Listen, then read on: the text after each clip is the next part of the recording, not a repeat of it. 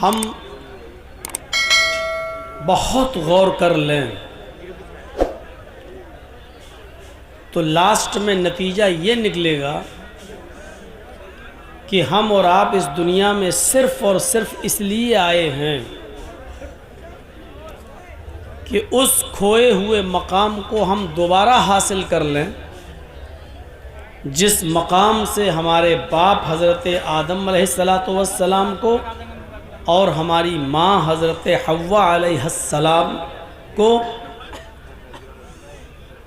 एक ख़ता और गलती की पादाश में जन्नत से निकाल दिया गया था। अल्लाह तबारक व तआला ने उन्हें हुक्म दिया था कि फ़ला तक़रब हाज़िहि शजरा, आए आदम व हव्वा पूरी जन्नत में खूब खाओ खूब पियो, जहाँ टहलना हो टहलो घूमो, लेकिन तुम दोनों इस दरख्त के करीब बिल्कुल मत जाना। अल्लाह ताला ने जिस दरख्त के पास जाने से मना किया था, आदम व हव्वा उसी दरख्त के करीब चले गए और उस दरख्त का फल उन्होंने खाया। फिर जन्नती लिबास उनके जिस्म से उतरा, जन्नत के दरख्तों के पत्तों से उन्होंने अपने जिस्म को छिपाया और बिल आखिर आदम व हव्वा दोनों को इस ख़ता के पादाश में दुनिया में भेज दिया गया। और अल्लाह तबारक व तआला ने उन्हें चेतावनी दे दी, केयरफुल कर दिया, सावधान कर दिया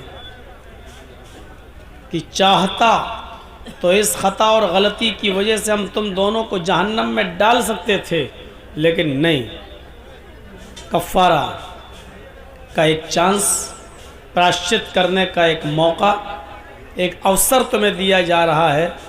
तुम अपनी इस ख़ता का कफ़ारा अदा कर दो, प्रायश्चित कर दो। हम दुनिया में भी तुम्हारे पीछे शैतान को लगाएंगे और हमारे अंबियाए किराम भी तुम्हारे पास आएंगे। जन्नत में भी तुम्हारे ऊपर मेरा एक हुक्म था, दुनिया में भी मेरे अहकाम तुम्हारे ऊपर लागू होंगे। जन्नत में एक बार तुम शैतान के बहकावे में आ चुके हो, उसी शैतान का मुकाबला तुम्हें दुनिया में भी करना होगा। लेकिन जन्नत में तो तुम उसकी पादाश में उसके शिकार हो गए, लेकिन दुनिया में उसका शिकार तुम्हें नहीं होना है। और अगर फिर से तुमने और तुम्हारी औलाद ने अगर शैतान की बात मान ली, दुनिया में भी उसके बताए हुए रास्ते पे अगर चलते रहे, तो तुम्हें दुनिया में भी हमेशा नहीं रहना होगा और जन्नत भी नहीं मिलेगी, खोया हुआ मकाम, बल्कि एक दूसरा मकाम तुम्हें दिया जाएगा जिसको हम दोज़ख कहते हैं, जहन्नम कहते हैं, अज़ाब अलीम के नाम से हम उसे याद करते हैं। इतनी लंबी एक तमहीद का मकसद ये है कि हम और आप इस दुनिया में सिर्फ़ उस मकाम को पाने के लिए आए हैं जिस मकाम से हमारे बाप आदम और हव्वा को निकाला गया था। वो मकाम क्या है? उन्हीं मकामात का और उन्हीं बातों का ज़िक्र आज मैं करूँ। कुरान की जो आयतें मैंने आपके सामने पढ़ी हैं, अल्लाह ताला इन आयात के अंदर भी उन्हीं जन्नती लोगों के औसाफ बयान कर रहा है। क़द अफ़लहल मोमिनून, वो मोमिन कामयाब हो गए, वो मोमिन कामयाब हो गए। अल्लज़ीना हुम फ़ी सलातिहिम ख़ाशिऊन, जो अपनी नमाजों में खुशू और खुजू इख्तियार करते हैं, अपनी नमाजों को बड़ी संजीदगी के साथ खुशू और खुजू के साथ अदा करते हैं। नमाज पढ़ना एक अलग चीज़ हो गई, नमाज में भी खुशू और खुजू होनी चाहिए। वल्लज़ीना हुम अनिल लग़्व मुअरिज़ून, जो लग़वियात से, लहू और लइब की बातों से दूर रहते हैं, लग़वियात से परहेज करते हैं।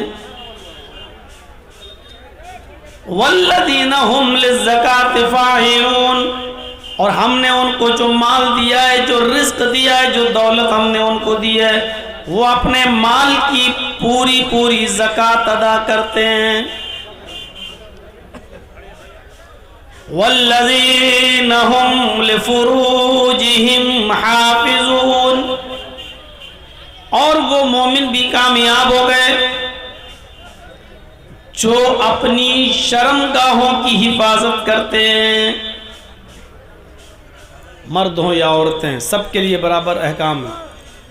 वल्लज़ीना हुम लिफ़ुरूजिहिम हाफ़िज़ून, वो मोमिन भी कामयाब व कामरा हो चुके जो अपनी सतर की, अपनी शर्मगाहों की हिफाजत करते हैं।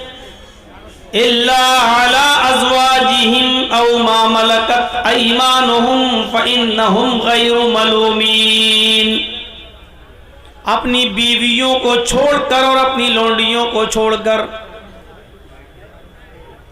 क्योंकि इन दोनों से शर्मगाह की हिफाजत न करने में तुम्हारे ऊपर कोई मलामत नहीं है, कोई गुनाह नहीं है।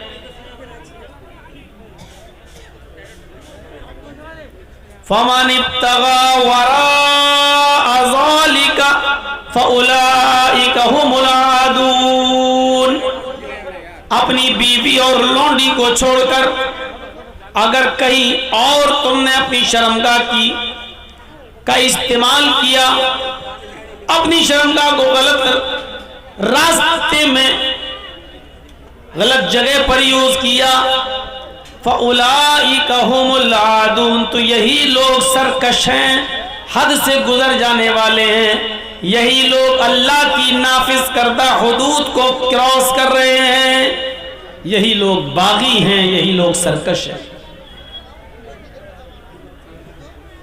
वल्लज़ीना हुम लिअमानातिहिम व अहदिहिम राऊन, और वो मोमिन भी कामयाब हो चुके हैं जो अमानतों का पासो लिहाज रखते हैं, जिसकी अमानत है उस तक पहुंचाते हैं, अमानतों में खयानत नहीं करते। व अहदिहिम राऊन, और अपने अहद व पैमान की, अपने वादे की खिलाफ वर्जी नहीं करते, अपने अहद व पैमान पर कायम रहते हैं, अपनी जबान पर कायम रहते हैं।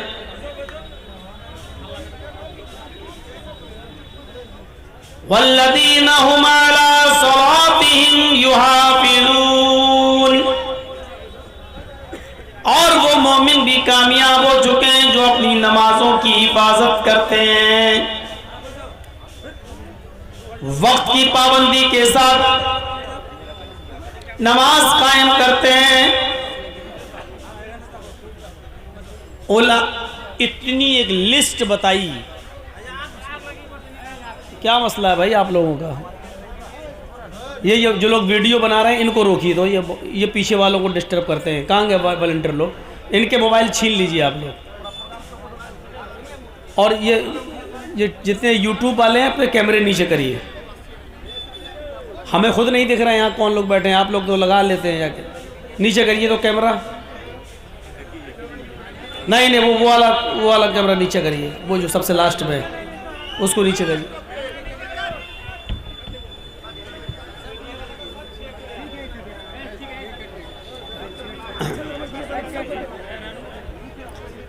चलिए अब तकरीर मेरी दूसरे हिसाब की हो रही है, इनको कुछ मिलेगा भी नहीं। अब जब तक बंगाल के चुनाव नहीं हो जाते हैं मुझे कुछ बोलना ही नहीं है।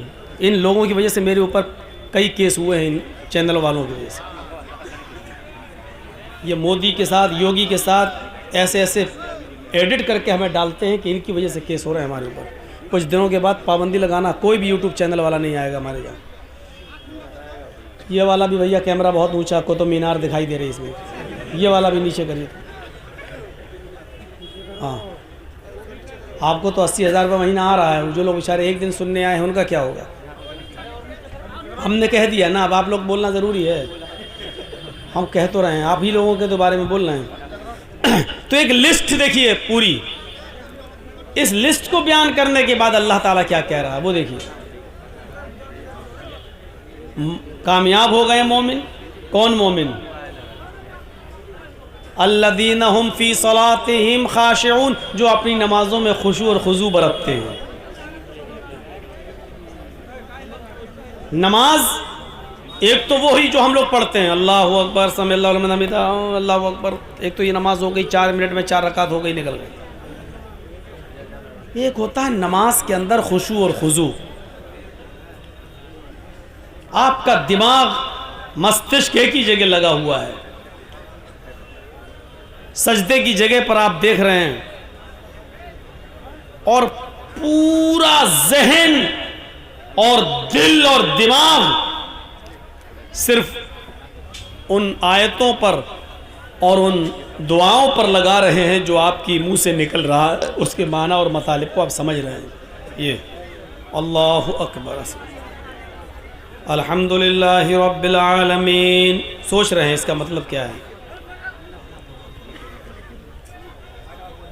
और एक वाक़या बताऊं, अल-इसाबा में अहमद इब्न हजर अल-अस्क़लानी ने अल-इसाबा फ़ी तमीज़ सहाबा में इस वाक़े को नक़ल किया है कि इमाम मालिक रहमतुल्लाह अलैह मस्जिद नबवी की जिस मस्जिद में, मस्जिद नबवी में इमामत करते थे, वहाँ एक बहुत बड़े मुहद्दिस जलील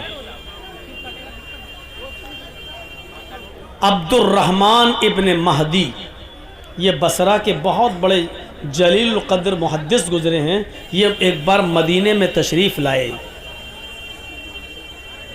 और इमाम मालिक रहमतुल्लाह अलैह नमाज पढ़ाने के लिए मुसल्ले पे खड़े हो गए। इमाम मालिक ने नमाज पढ़ाना शुरू कर दिया, अल्लाहु अकबर कह के नियत बांधी। अब्दुर्रहमान इब्न महदी बहुत बड़े मुहद्दिस थे, इन्होंने अपने कंधे पर एक चादर थी, चादर, इन्होंने उस चादर को कंधे से हटाया और आगे रख लिया। नमाज पढ़ रहे थे, आगे रख लिया, जैसे हम लोग होते हैं, कभी कभी चश्मा उतारा, डिब्बी में पैक करके आगे रख दिया, या कोई गमछा अमछा हुआ तो उसको निकाला और आगे रख दिया और अल्लाहु अकबर कह के खड़े हो गए, नमाज़ पढ़ने लगे। ऐसे ही अब्दुर्रहमान इब्न महदी ने एक जो चादर थी उनके पास, वो उन्होंने आगे रख दी और नमाज़ पढ़ने लगे। जब इमाम मालिक रहमतुल्लाह अलैह ने नमाज़ पढ़ाकर सलाम फेरा तो मुक्तदी उनको देख रहे हैं, अब्दुर्रहमान इब्न महदी को। ये इन्होंने क्या किया? कौन है ये आदमी? हमारी मस्जिद के हालात से वाकिफ़ नहीं है, अहले मदीना से वाक़फ़ियत नहीं रखता। नमाज की हालत में इसने अपने कंधे की चादर को ज़मीन पर अपने आगे रख दिया और नजरें उठा उठा कर इमाम मालिक को देखने लगे, गोया कि उनकी आंखें शिकायत कर रही थी कि इस आदमी की वजह से मेरी नमाज में डिस्टर्ब हो गया है।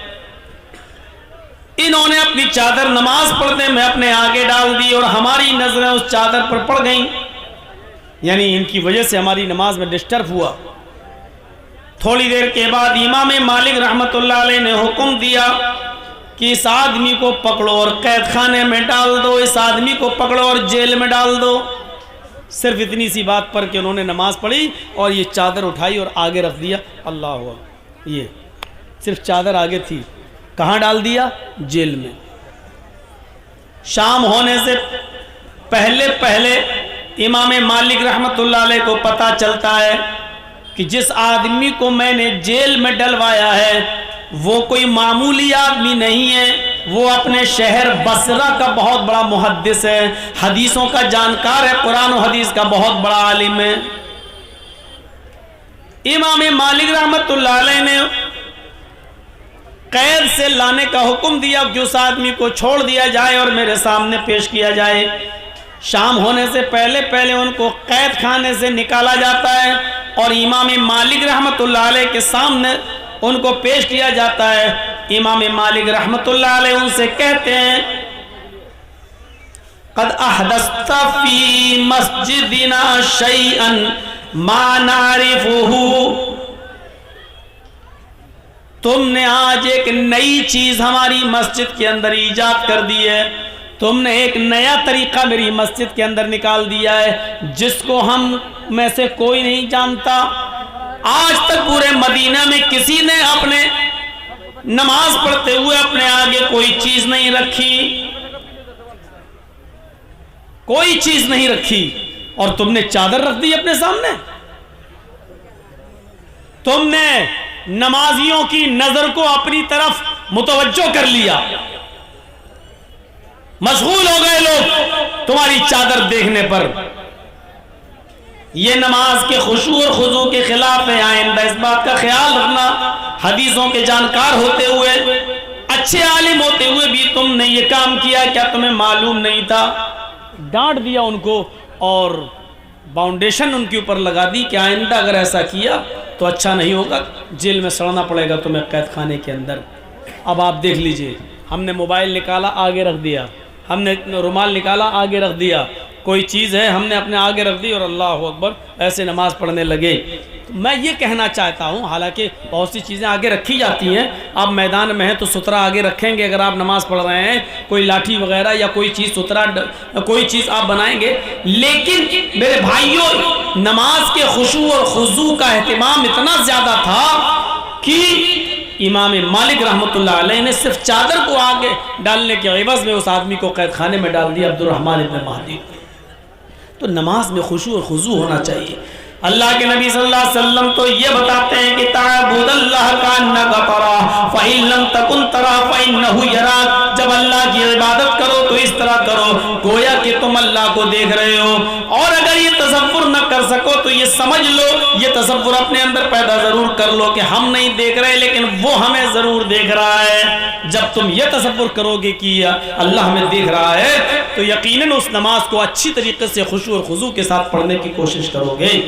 तो एक लिस्ट यहाँ बयान कर दी गई है, क़द अफ़लहल मुमिनून अल्लज़ीना हुम फ़ी सलातिहिम ख़ाशिऊन। वो मुसलमान, वो मोमिन कामयाब हो गए जो अपनी नमाजों में खुशू और खुजू बरतते हैं। वल्लज़ीना हुम अनिल लग़्वी मुअरिज़ून, और जो लग़वियात से, झूठ से, गीबत से, चुगली से, बदतमीजी से, हसद से, कीने से, बुग़्ज़ से, इनाद से, दुश्मनी, एक दूसरे के खिलाफ शरीयत रचने से, जो पाक साफ रहते हैं, जो लघु कामों से दूर रहते हैं, बेहुदा चीजों से, बेहुदा कामों से दूर रहते हैं, वो मोमिन भी कामयाब हो गए हैं। वल्लज़ीना हुम लिज़्ज़काति फ़ाइलून, जो अपने माल की पूरी पूरी ज़कात अदा करते हैं, अपने माल की पूरी पूरी ज़कात देते हैं, एक पैसा भी उसमें कमी नहीं करते हैं, गरीबों का हक अदा करते हैं, पूरी पूरी माल की ज़कात देते हैं, ये मोमिन भी कामयाब हो गए हैं।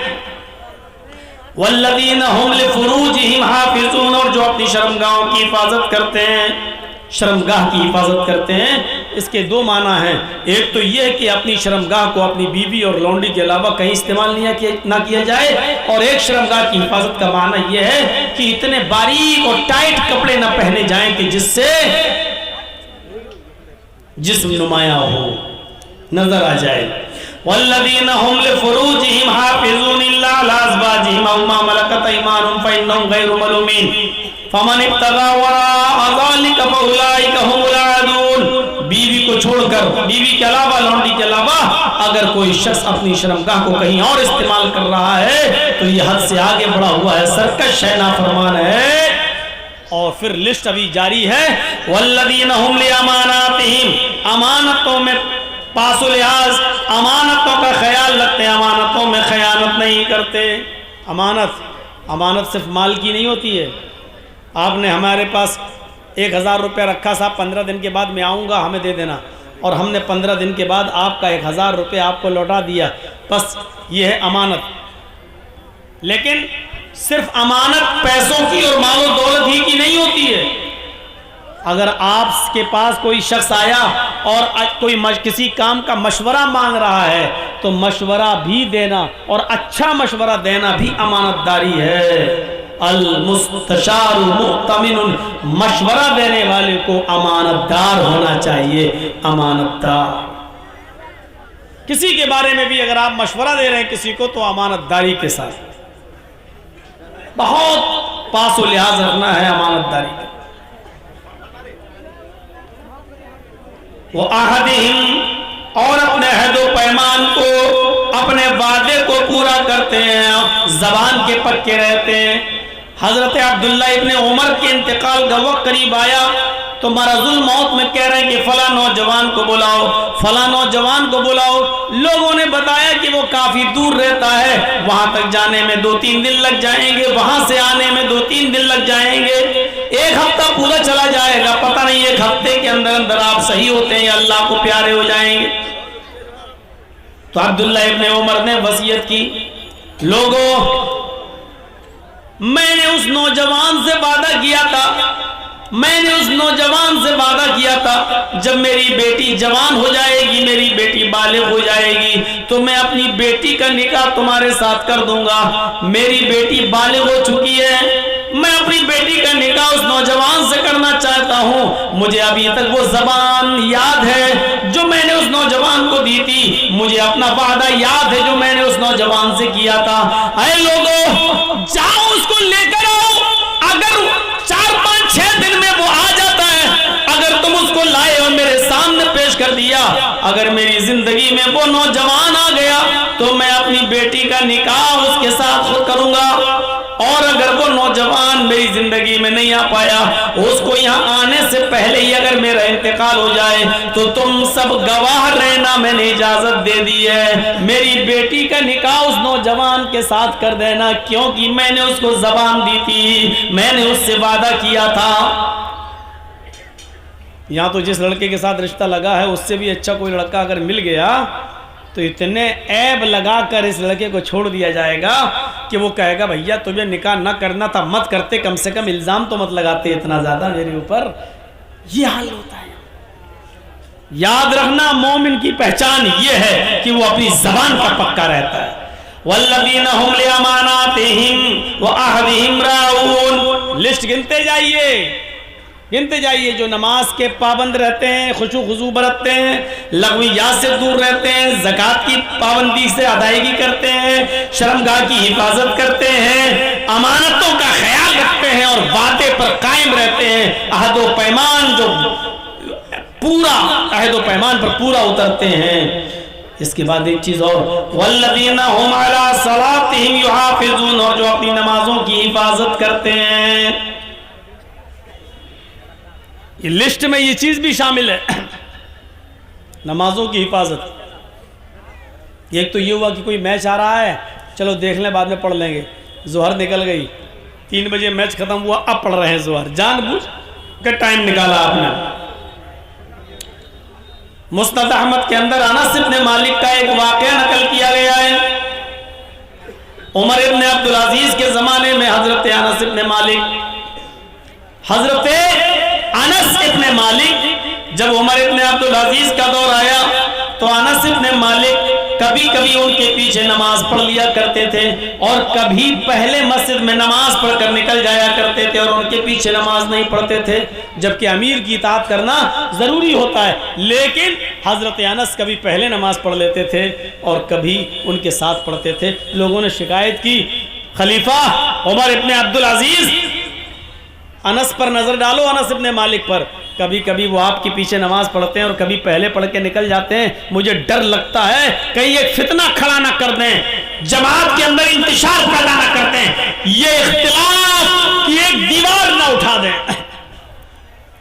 उमर इब्न अब्दुल अजीज ने हजरत अनस को बुलाया और हजरत अनस को बुलाने के बाद उनसे पूछा, कभी मैं तुम्हें मस्जिद में अपने पीछे नमाज पढ़ते हुए देखता हूं और कभी देखता हूं कि तुम मुझसे पहले भी नमाज पढ़ के निकल जाते हो, कभी कभी तुम मेरे पीछे नमाज नहीं पढ़ते हो, तुम्हारे दिल में क्या वो मैं जानना चाहता हूं।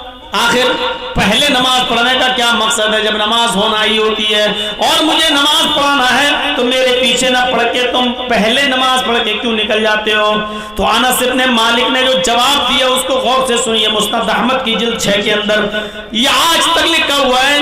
हजरत अनस इब्न मालिक जवाब देते हैं, खलीफतुल मोमिनीन, आए खलीफतुल मुस्लिमीन, अमीरुल मोमिनीन, आपने बिल्कुल सच फरमाया, कभी मैं आपके पीछे नमाज पढ़ लेता हूँ, कभी आपके नमाज पढ़ने से पहले मैं खुद नमाज पढ़ के निकल जाता हूँ, और ऐसा इसलिए करता हूँ आए अमीरुल मोमिनीन, मेरी आंखें, मेरी निगाहें जनाब मोहम्मद रसूलुल्लाह के नमाज के औकात को पहचानती हैं। मेरी आंखों ने मोहम्मद रसूलुल्लाह के नमाज के टाइम टेबल को जानती हैं। मेरी आंखें पहचानती हैं कि आप ज़ुहर कब पढ़ते थे, असर कब पढ़ते थे, मगरिब कब पढ़ते थे, इशा कब पढ़ते थे, फजर कब पढ़ते थे।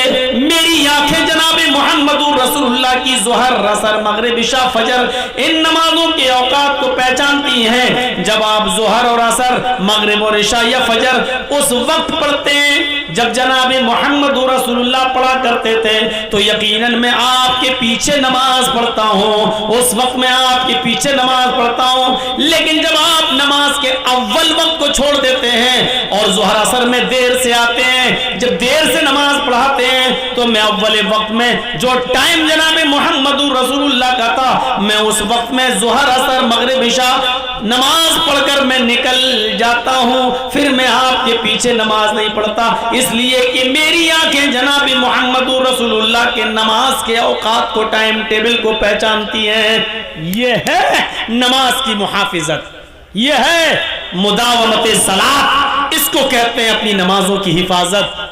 3 बजे पढ़ ली, असर की नमाज 4:30 बजे पढ़ रहे हैं, मगरिब की नमाज मगरिब और इशा के बीच में पढ़ रहे हैं। क्या कर रहे थे? सब कैरम बोर्ड खेल रहा था, थोड़ा सा बाकी था, सोचा पूरा खेल लूँ, उसके बाद मैं जाऊँगा नमाज पढ़। बेटा बैठ जाओ, यहीं बैठ जाओ, पेशाब लग रहा हो तो यहीं कर लेना, कोई बात नहीं, दिक्कत नहीं, बैठ जाओ, सामने मत खड़े होइए। वल्लज़ीना हुम लिअमानातिहिम व अहदिहिम राऊन वल्लज़ीना हुम अला सलातिहिम युहाफ़िज़ून। एक लिस्ट बताने के बाद फिर क्या कह रहा अल्लाह, उलाइका हुमुल वारिसून अल्लज़ीना यरिसूनल फिरदौस हुम फ़ीहा खालिदून। यही वो लोग हैं जो वारिस हैं, उलाइका हुमुल वारिसून, यही लोग मालिक हैं, यही लोग वारिस हैं। किसके वारिस हैं? अल्लज़ीना यरिसूनल फिरदौस, जन्नतुल फिरदौस के वारिस हैं। यानी ये काम करने वाले कहाँ जाएंगे? जन्नतुल फिरदौस में, हुम फीहा खालिदून, फिर वहां से कभी नहीं निकाले जाएंगे, हमेशा जन्नत के अंदर रहेंगे। ये है वो रास्ते जिस रास्तों पर चलने के लिए हमें इस दुनिया में भेजा गया है। इन रास्तों पे चलिए और उस मकाम को पा जाइए जिस मकाम से आपके बाप आदम को और आपकी माँ हव्वा को निकाला गया है। दुनिया में इन्हीं रास्तों पे चलाने के लिए अल्लाह ताला ने हमें इस दुनिया में भेजा है, ताकि खोया हुआ मकाम हम दोबारा पा जाएं। 18,000 का 20,000 का एंड्रॉयड मोबाइल लेकर उल्टी सीधी चीजें देखकर जहन्नम तो खरीद रहे हैं, यानी जहन्नम, और वो भी पैसा दे देकर हम जा रहे हैं, पैसा खर्च भी कर रहे हैं जहन्नम में जाने के लिए, लेकिन जन्नत बिना पैसों के मिल रही है, लेकिन हम उस जन्नत की तरफ नहीं लपकते।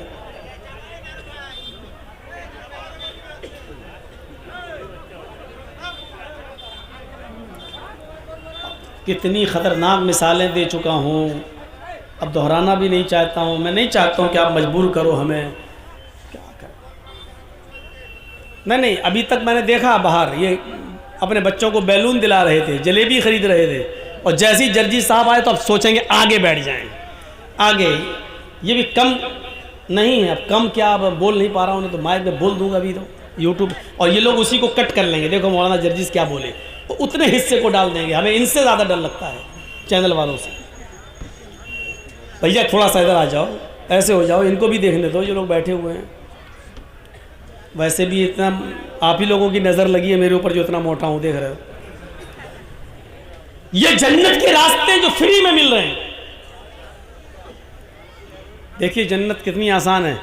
मन क़ाल ला इलाहा इल्लल्लाहु दखलल जन्नह, लीजिए, जिसने कहा ला इलाहा इल्लल्लाह वो जन्नत में जाएगा। कितना पैसा खर्च हो रहा है, उड़ते बैठते चलते फिरते ला इलाहा इल्लल्लाह पढ़ने में हमें क्या लग रहा है? जन्नत मिल रही है, बैठे बैठे मिल रही है, लेकिन नहीं चाहिए। अच्छा, ला इलाहा इल्लल्लाह कह देने से जन्नत मिल जाएगी? तब तो महात्मा गांधी भी कहता था, अंबेडकर भी कहते थे, इसलिए शर्त लगा दी बुखारी में, मन क़ाल ला इलाहा इल्लल्लाहु सिद्क़न लिल क़ल्बि दखलल जन्नह। जिसने ला इलाहा इल्लल्लाह का सिद्क दिल से, दिल की गहराई से, सच्चे दिल से, ला इलाहा इल्लल्लाह का माना क्या? अल्लाह के अलावा कोई माबूद नहीं। जिसने दिल से माना कि अल्लाह के अलावा कोई माबूद नहीं और दिल से इस बात की गवाही दी, और दिल से जो गवाही देगा वो कभी पलटेगा नहीं, हमेशा अल्लाह ही की इबादत करेगा। तौहीद का मामला कोई किराना मर्चेंट की दुकान नहीं है, नेता लोगों की दुकान नहीं है। मुसलमानों के स्टेज पे आए तो टोपी लगा ली, मंदिर में पहुंच गए तो टीका लगा लिया। ये तौहीद है, तौहीद। यहां आपको सिर्फ एक अल्लाह ही के सामने अपना सर झुकाना पड़ेगा। सिद्क दिल से जिसने कहा ला इलाहा इल्लल्लाह, अल्लाह के अलावा कोई माबूद नहीं, वो जन्नत में जाएगा। एक हदीस के अंदर अल्लाह के नबी ने फरमाया, मम्माता ला युशरिकु बिल्लाहि शैअन दखलल जन्नह। जो इस हाल में मरा कि वो अल्लाह के साथ किसी को शरीक नहीं करता था, वो जन्नत के अंदर जाएगा। यानी मरते दम तक वो किसी गैर के पास आस्ताने पे नहीं जाता था।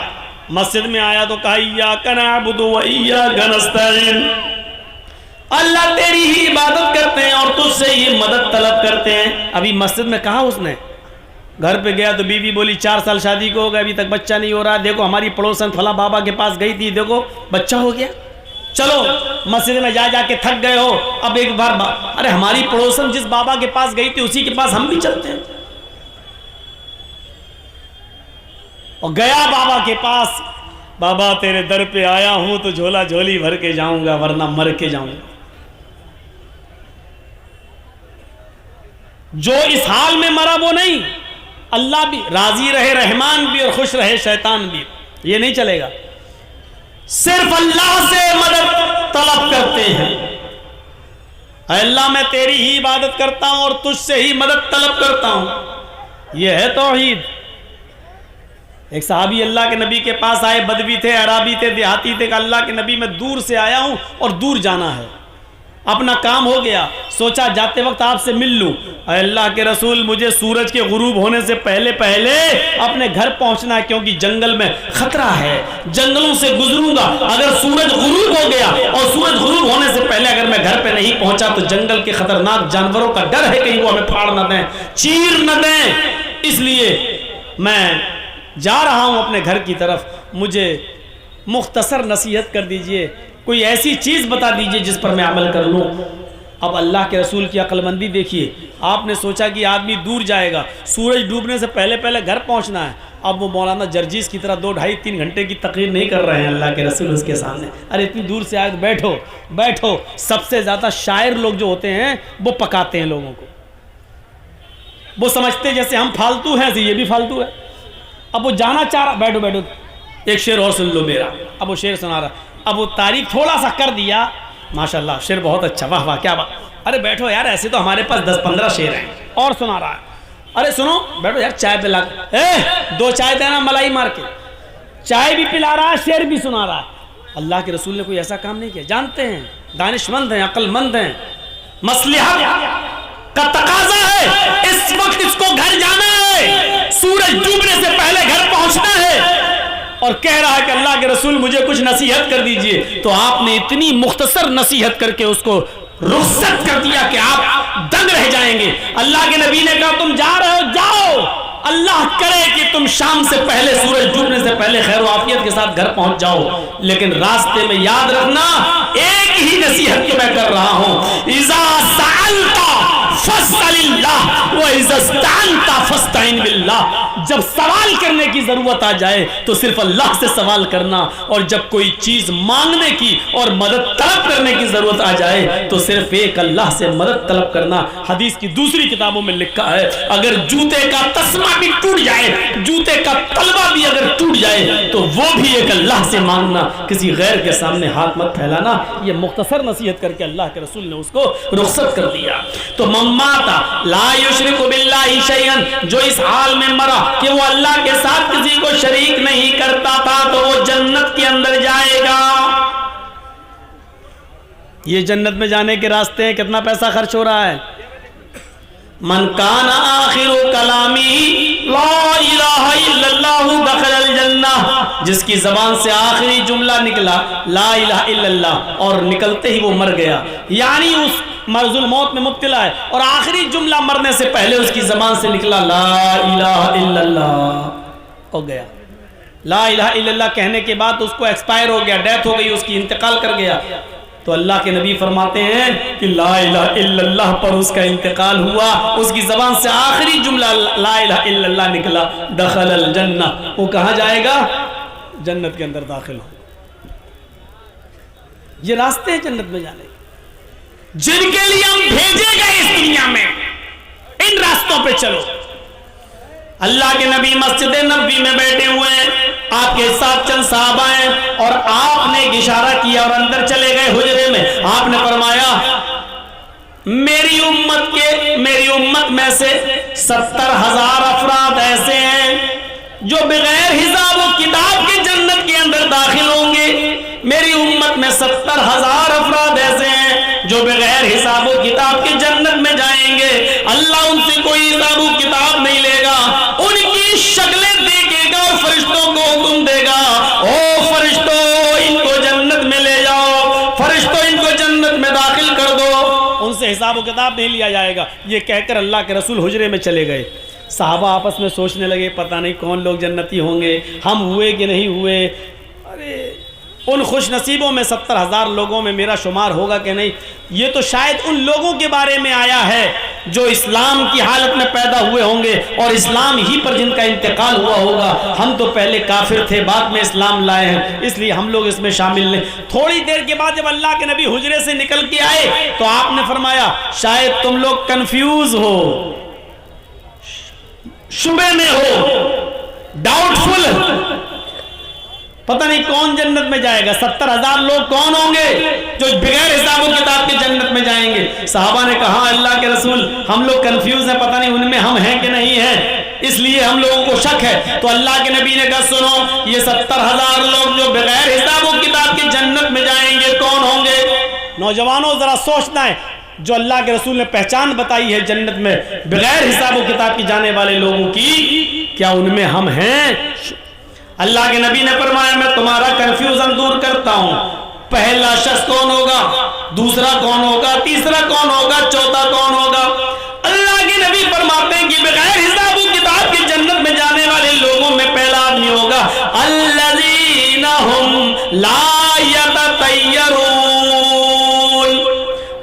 वला यक्तऊन वला यस्तरकून वअला बुखारी शरीफ की हदीस के अल्फाज हैं। अल्लाह के नबी फरमाते हैं पहला शख्स वो होगा जन्नत में जाने वालों में जिसका कोई हिसाब किताब नहीं लिया जाएगा। अल्लज़ीना हुम ला यततय्यरून, जो बदशगुनी नहीं लेता होगा, बुरा फल नहीं लेता होगा। बदशगुनी जानते हैं? आज कौन सा दिन है? मंगल।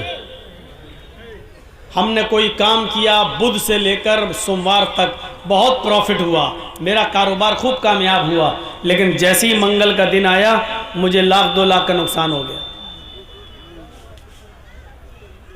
चलो कारोबार है, कभी घाटा कभी नुकसान लगता है। फिर हमने बुध से काम शुरू किया, फिर सोमवार तक बहुत फायदा हुआ, फिर दूसरा मंगल आया, फिर 1,00,000 2 लाख का नुकसान हो गया। ये माइक आवाज़ क्यों कर रहा सिटी वाला? भैया इतना तो ख्याल रखो, जब माइक ही नहीं चलेगा तो फिर क्या होगा। माइक को तो बताइए, इन लोगों की वजह से बहुत दिक्कत होती है। देखिए कि ये कैसा लग रहा है, लग रहा है जैसे औरतों के जो बाल होते नहीं है, बिल्कुल उलझे हुए, बिल्कुल ऐसा लग रहा है। चलिए ठीक है, आपका बिल्कुल। फिर नुकसान हो गया। अब देख रहे हैं ये है तो बदशगुनी। फिर काम शुरू किया, तीसरा मंगल आया, फिर 1,00,000 2 लाख का नुकसान। साला मैं मंगल को काम ही नहीं करूंगा, मंगल ही को मेरा नुकसान होता है। मंगल का दिन मनहूस दिन है, बस आज के बाद मंगल को मैं काम ही नहीं करूंगा। अब हम पूरा हफ्ता काम करते हैं, सिर्फ मंगल छोड़ देते हैं, ये है बदशगुनी। नहीं मंगल नहीं आज नहीं करें, क्यों, नुकसान हो जाए, ये है बदशगुनी। जर्जी साहब किसी गाड़ी के ड्राइवर के पास बैठे हुए हैं, लेके जा रहा है, जलसे में जाना है, रात भर जागे, नींद आ रही, सो रहे हैं गाड़ी में, उसने अचानक ब्रेक मारे, बहुत तेज, गिरे हूँ भाई, इतनी तेज ब्रेक क्यों लेता भाई, क्या हुआ, वो बिल्ली रास्ता काट गई। क्या हो, 2 मिनट के बाद चलेंगे साहब, अभी नहीं जाएंगे, क्यों, बिल्ली रास्ता काट गई। अरे कुछ नहीं होता, चलो ना, अरे मौलाना साहब अपना मुल्ला मौलवी तो अपने पास रखो, हम तो 2 मिनट के बाद ही चलेंगे, अभी नहीं जाएंगे। बिल्ली रास्ता काट गई, उल्टी तरफ से काटी है, बहुत खतरनाक होता है। हमने कहा बे कभी नेताओं के सामने से गुजरे हो, कहता हाँ, तो हमने कहा गाड़ी तब रोकना चाहिए थी तुम्हें, ये तो बिल्ली अल्लाह की मखलूक है बेचारी, उससे वो इतनी मनहूस हो गई।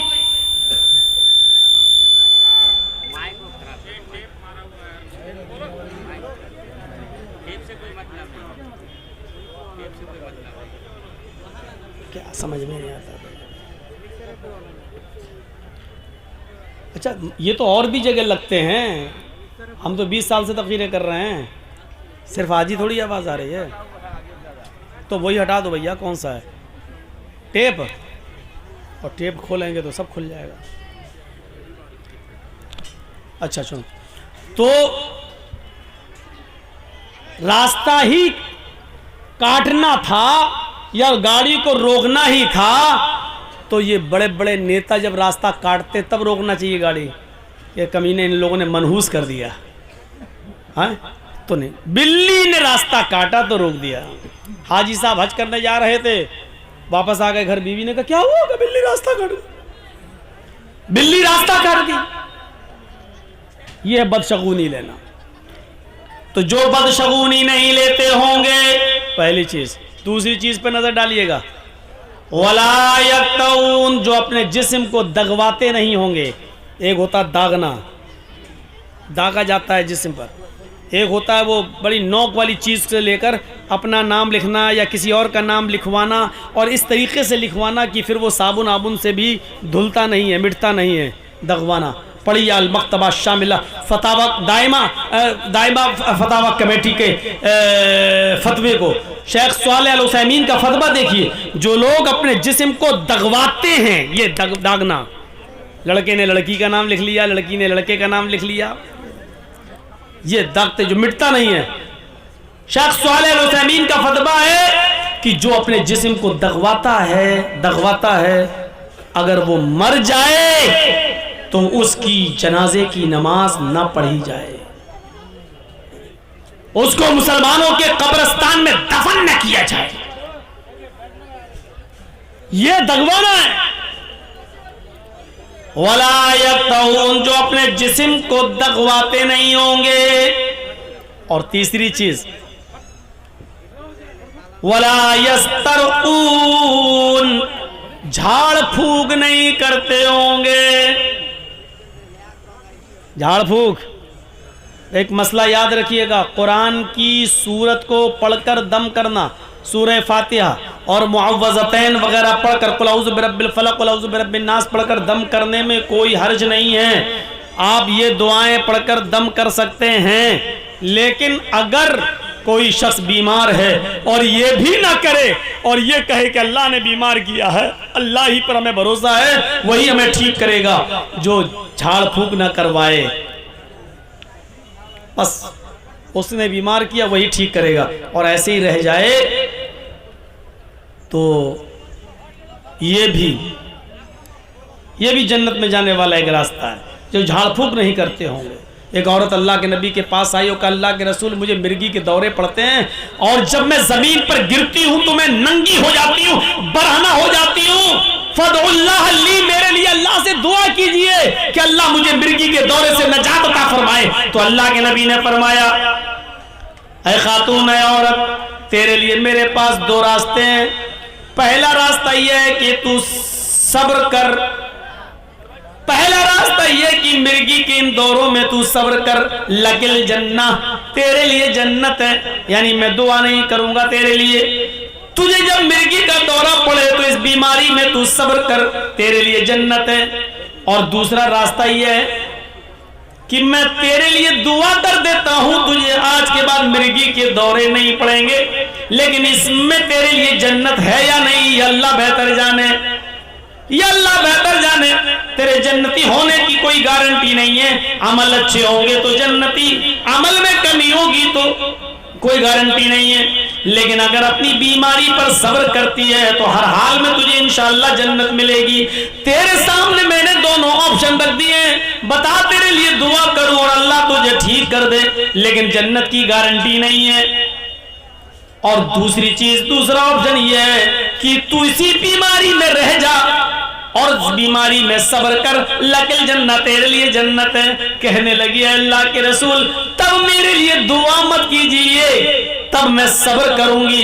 अगर सब्र पे जन्नत मिल रही है तो फिर मैं सब्र करूंगी इस बीमारी पर, इंशाअल्लाह अल्लाह मुझे जन्नत देगा। लेकिन अल्लाह के रसूल ऐसा कर दीजिए, मेरे लिए इतनी दुआ तो कर ही दीजिए कि जब मिर्गी का दौरा मुझे पड़े और मैं जमीन पर गिर जाऊं तो मेरा जिस्म नुमाया ना हो, मेरा सतर ना खुले, मेरी शर्मगाह ना दिखे, मैं बेपर्दा ना हो, ये दुआ कर दीजिए अल्लाह ताला से।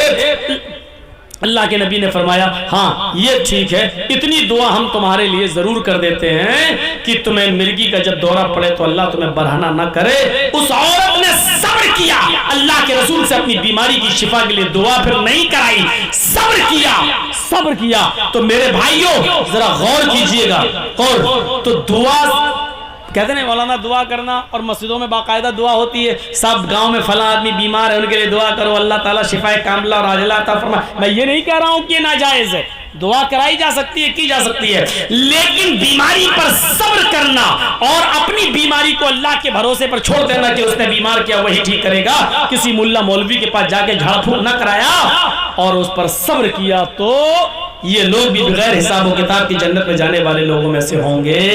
तो तीन चीजें, जो बदशगुनी नहीं लेते होंगे, एक जो अपने जिस्म को दगवाते नहीं होंगे, दो और वला यस्तरकुन जो झाड़ फूक नहीं करते होंगे, तीन और चौथा वअला रब्बिहिम यतवक्कलून और हर मामले में जो अपने रब पर भरोसा रखते होंगे, हर काम में वो अपने रब पर भरोसा का कामिल एतबार होगा, पूरा बिलीव करते होंगे वो अल्लाह की जात पर कि नहीं मेरे साथ अल्लाह है। तो मेरे भाइयों जो हर हाल में अपने रब पर भरोसा रखते हैं, तवक्कुल रखते हैं, ये लोग भी बगैर हिसाब और किताब की जन्नत में जाने वालों में से होंगे।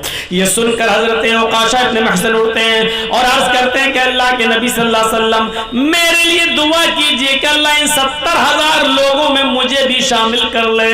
अल्लाह के नबी फरमाते अंत मिनहुम या औकाशा, आए औकाशा 70,000 लोगों में जो जन्नती होंगे बगैर हिसाब और किताब के जन्नत में जाएंगे, उनमें तुम्हारा भी शुमार है, जाओ उनमें तुम भी हो। हजरत औकाशा ने, अल्लाह के रसूल ने कहा तुम भी उनमें से हो। ये सुनकर एक और सहाबी उठे, कहा अल्लाह के रसूल मेरे लिए भी दुआ करिए, अल्लाह मुझे भी 70,000 लोगों में कर दे। अल्लाह के नबी फरमाते हैं सबक़का औकाशा, तुम्हारे ऊपर औकाशा सबकत ले गया है, औकाशा आगे बढ़ गया है, अब किसी और के लिए दुआ नहीं की जा सकती है, औकाशा के लिए कर दी, अब खुद कोशिश करो और इन 70,000 लोगों में बनने की कोशिश खुद अब आपको करना है, अब दुआ नहीं की जाएगी किसी के लिए। तो मेरे भाइयों ये देखिए जन्नत में जाने वाला रास्ता, बैठे बैठे जन्नत।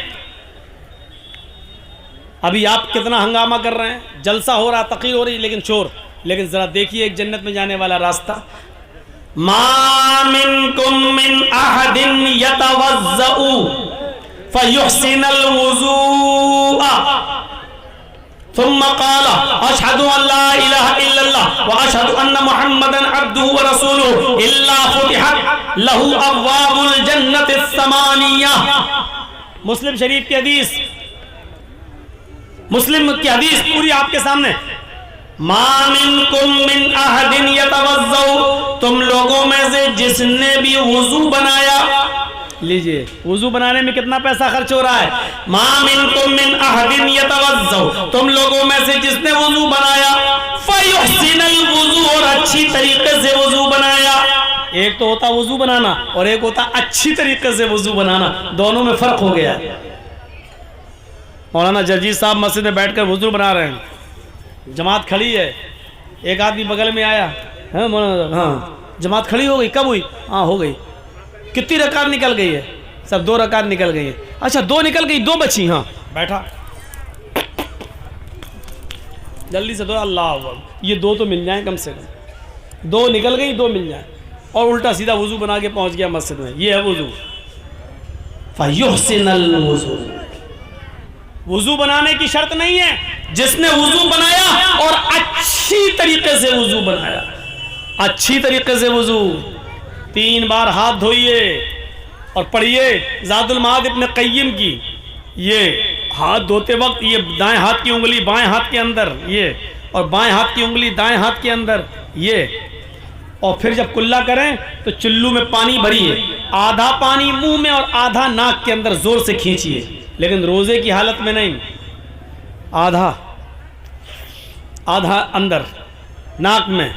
ये मौलाना साहब क्या बता रहे हैं? अफजल यही है, 3 बार कुल्ला भी कर सकते हो, 3 बार नाक में पानी अलग से भी डाल सकते हो, वो भी जायज है, लेकिन अफजल ये है 3 बार कुल्ला कर रहे हैं तो आधा पानी मुंह में और आधा नाक के अंदर तेजी से, हाँ, उसके बाद दाहिने हाथ की उंगली से दांत मलिए, ये और बाएं हाथ की 2 उंगलियां, एक अंगूठा और एक अंगूठे के बगल वाली ये उंगली, ये दोनों नाक में ले जाइए ऐसे, हाँ वैसे, और फिर ये अंगूठे से ये दबाइए नथुना और झाड़िए कस के, हाँ, फिर ये, हाँ, मैं ज़्यादा ज़ोर से नहीं कर रहा हूँ वरना बाबा रामदेव का असली घी यहीं, ये, हाँ, और ये, हाँ, फिर इसको झाड़ दिए, फिर दोबारा लीजिए, आधा मुंह में आधा नाक में, फिर वही करिए जो अभी बताया।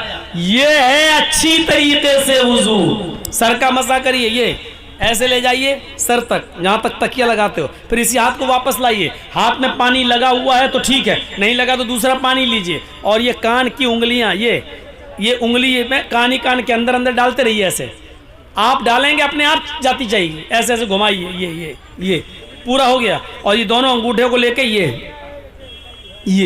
हो गया आपका वुजू। ये है मसा, ऐसे कोई कर रहा है, ये हो गया मसा। कैसे हो रहा है? टोपी लगी हुई है,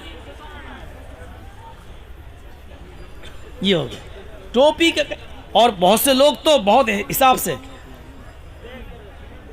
वो शाहरुख खान वाली मांग है ना, और वो तेरे नाम जैसे बाल की स्टाइल, ये वो बिगड़ ना जाए तो ऐसे कर रहे ऊपर, ऐसे टच कर दिया, ये हो गया मसा। अरे नहीं, हाथ में पानी लेके जमाइए, ये आपसे कहा किसने कि इतने बड़े बड़े बाल रखो? ये तो आपकी कमी है ना।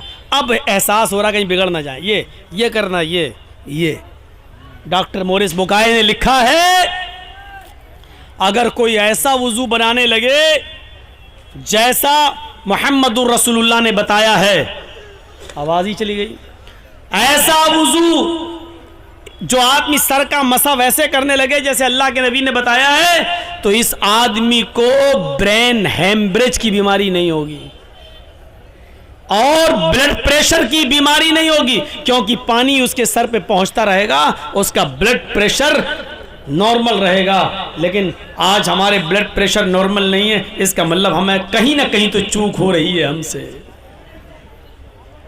फयुहसिनुल वुज़ू, जिसने अच्छी तरीके से वुजू बनाया और वुजू बनाने के बाद जिसने ये दुआ पढ़ी, अशहदु अल्ला इलाहा इल्लल्लाह व अशहदु अन्ना मुहम्मदन अब्दुहु व रसूलुहु, इल्ला फुतिहत लहु अब्वाबुल जन्नतिस समानिया।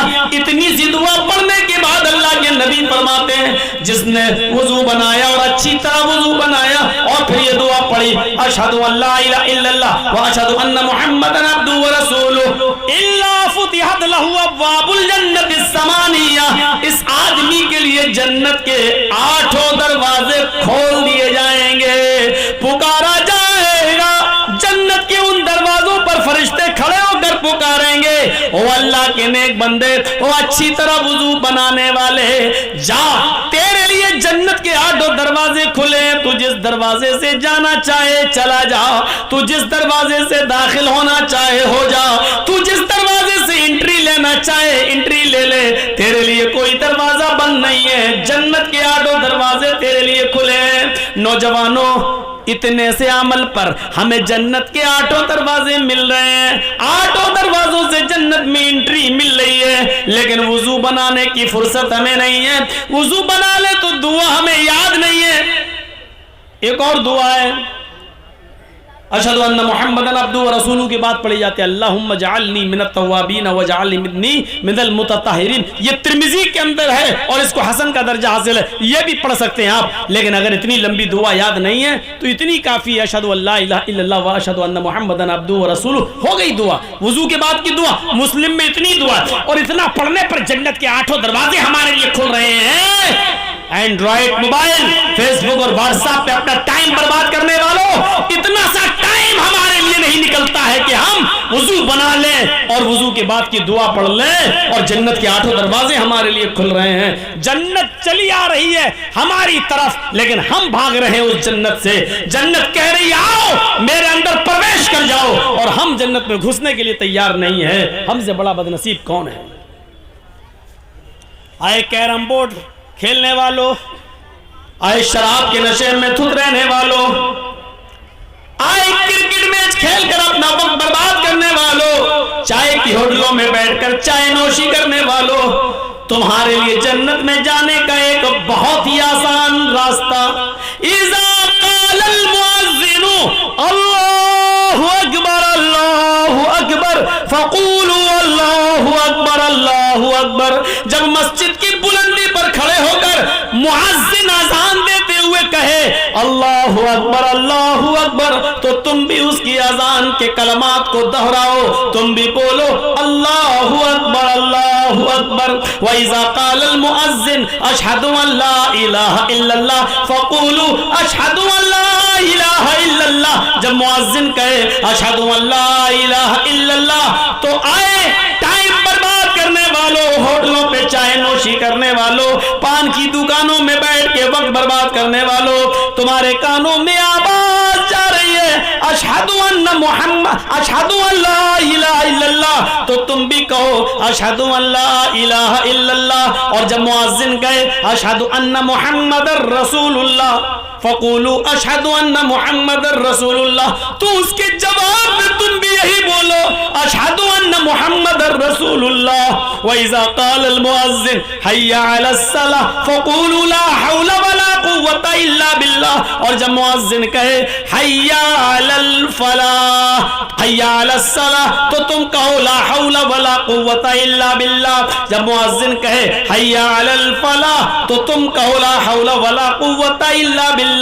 फिर मुअज़्ज़िन कहे अल्लाहु अकबर, तो तुम भी कहो अल्लाहु अकबर अल्लाहु अकबर। और जब मुअज़्ज़िन कहे ला इलाहा इल्लल्लाह फ़क़ूलू ला इलाहा इल्लल्लाह, तो तुम भी कहो ला इलाहा इल्लल्लाह। थुम्मा क़ाल अल्लाहुम्मा रब्ब हाज़िहि दावति ताम्मा व सलातिल क़ाइमा आति मुहम्मदनिल वसीला वल फ़ज़ीला व बअसहु मक़ामम महमूदा अल्लज़ी वअदता।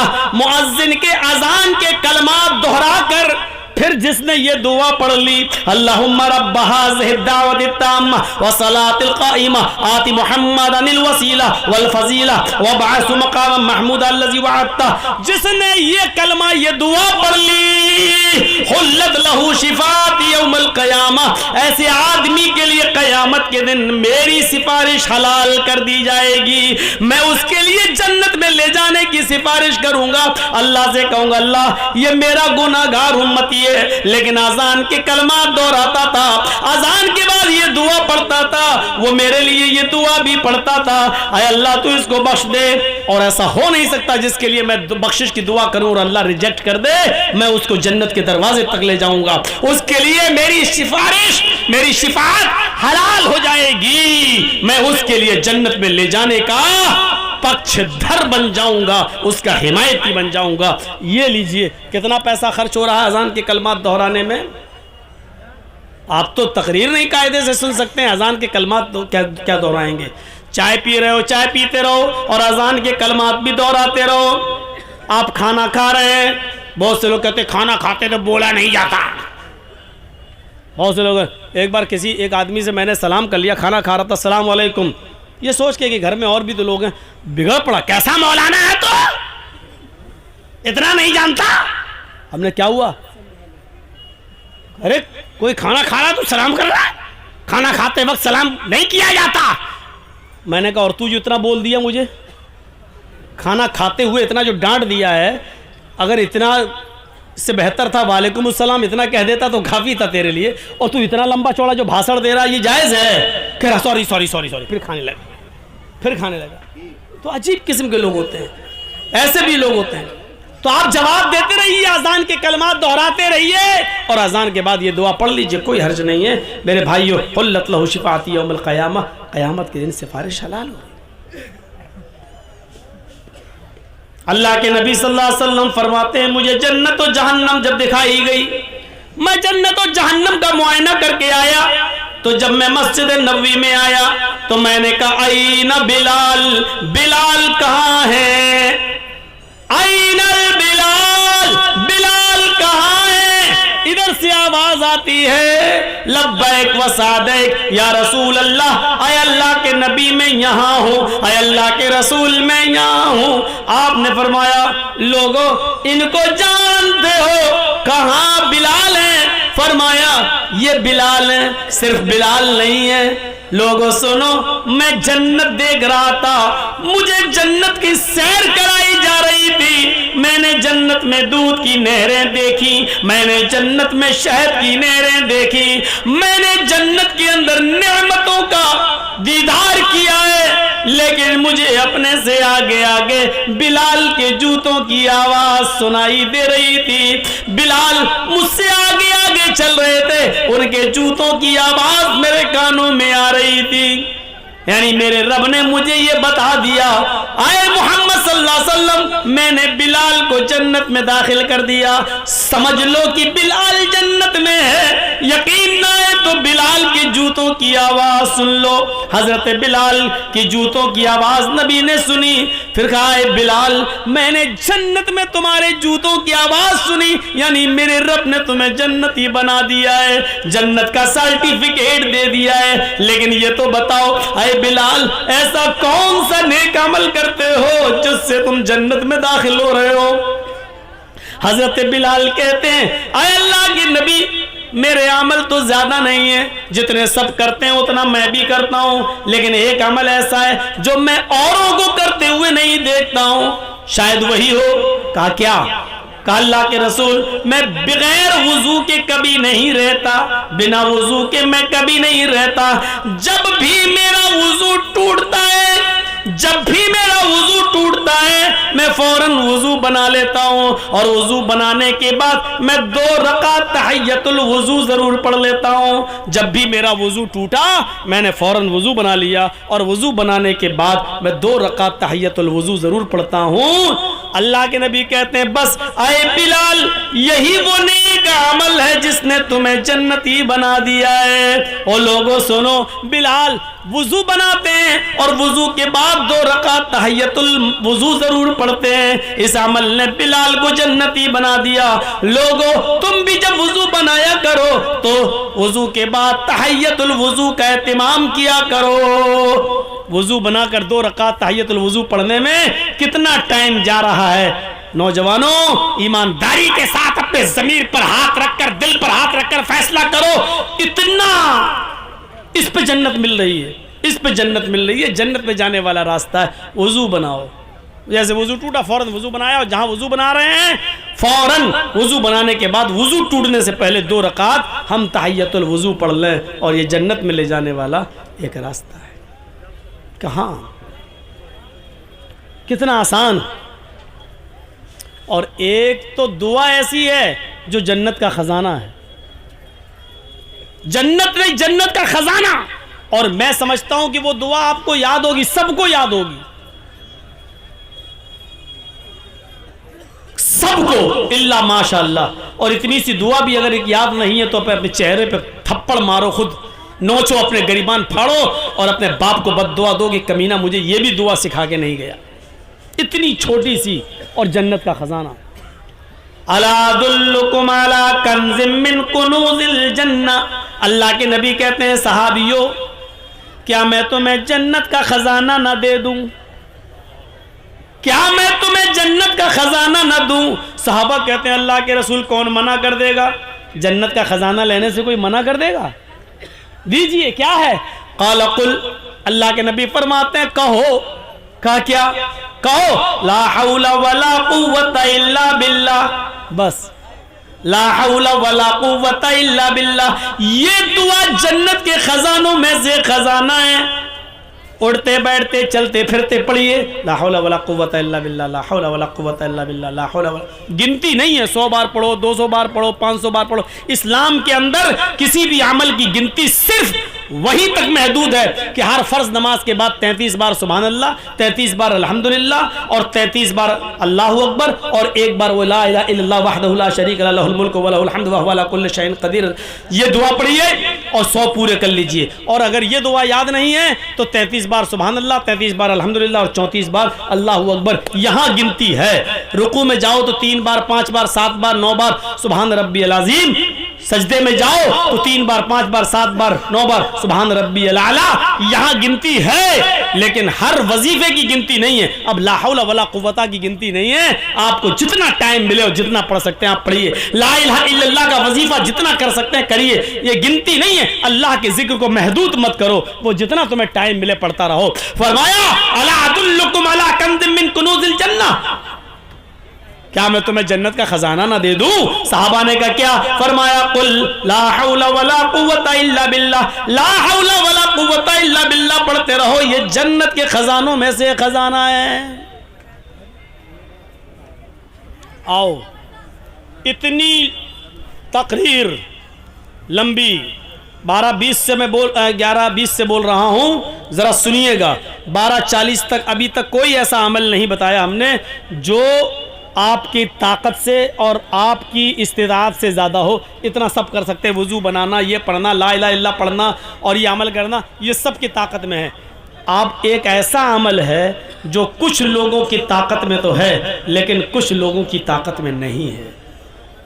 लेकिन अगर वो चाहें तो 1 घंटा 2 घंटा का टाइम निकाल लेंगे तो उनको ये दुआ याद हो जाएगी। और उस दुआ की फजीलत देखो। इस दुआ को पढ़ने से हमें जन्नत बड़ी आसानी से मिल रही है। सुनिए हदीस। अल्लाह के नबी फरमाते हैं मन क़राअ आयतल कुर्सी बाद सलातिल मकतूबती, जिसने फर्ज नमाज के बाद आयतल कुर्सी पढ़ ली और उसको अपना मामूल बना लिया। हर फर्ज नमाज के बाद आयतल कुर्सी। अच्छा, किसी को खड़ा करके आयतल कुर्सी सुनो, देखें याद है कि नहीं। 10-15 लोगों से पूछता हूं, देखें कितने लोगों को याद होगी। और जो उठ के भाग रहा होगा उससे पहले पूछूंगा मैं। वो कहेगा हमारा पेशाब निकला जा रहा है, आगे सुनाऊंगा। चलिए, इंसल्ट करने से क्या फ़ायदा। अभी आप लोग कहें मौलाना देखो फलां को खड़ा कर दिया, वो सुना नहीं पाया, सबके सामने बेइज्जती हो गई। हम भी इंसान है भाई, किसी की इंसल्ट करने से क्या फ़ायदा। मन क़रा आयतल कुर्सी बाद सलातिल मकतूबा, जिसने फर्ज नमाज के बाद, हर फर्ज नमाज के बाद अगर आयतल कुर्सी को पढ़ना अपना मामूल बना लिया। मामूल, जब भी नमाज पढ़ी फर्ज और आयतल कुर्सी पढ़ी, तो जानते हो इस आयतल कुर्सी की फजीलत क्या है? अल्लाह के रसूल ने फरमाया, ओफो, अब तक ये जुमले किसी भी हदीस के आगे नहीं कहे गए, ये इस हदीस में कहे जा रहे हैं। इन जुमलों को गौर से सुनो। फरमाया जिसने आयतल कुर्सी और फर्ज नमाज के बाद पढ़ ली और उसको अपना मामूल बना लिया, लम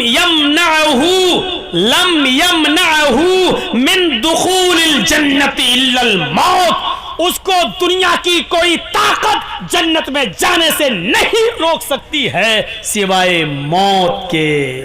सिर्फ मौत की वजह से वो जन्नत में जाने से रुका हुआ है। जब तक मौत नहीं आ रही वो जन्नत में नहीं जा रहा है। जैसे ही मरा जन्नत में दाखिल हो जाएगा। यानी उसको जन्नत में जाने से अगर कोई चीज़ रोक रही है तो वो क्या है? मौत। मौत के अलावा कोई ताकत नहीं जो उसको जन्नत में जाने से रोक सके। लेकिन यहाँ शर्त लगा दी गई है हर फर्ज नमाज के बाद। इसका मतलब ये है कि 5 वक्त नमाजी होना पड़ेगा पहले, और नमाजी बनने के बाद सरकायले खटिया याद होगा पूरा। तेरी आंखें झुकी झुकी, अभी सुनो, खड़ा होकर पूरा सुना देंगे।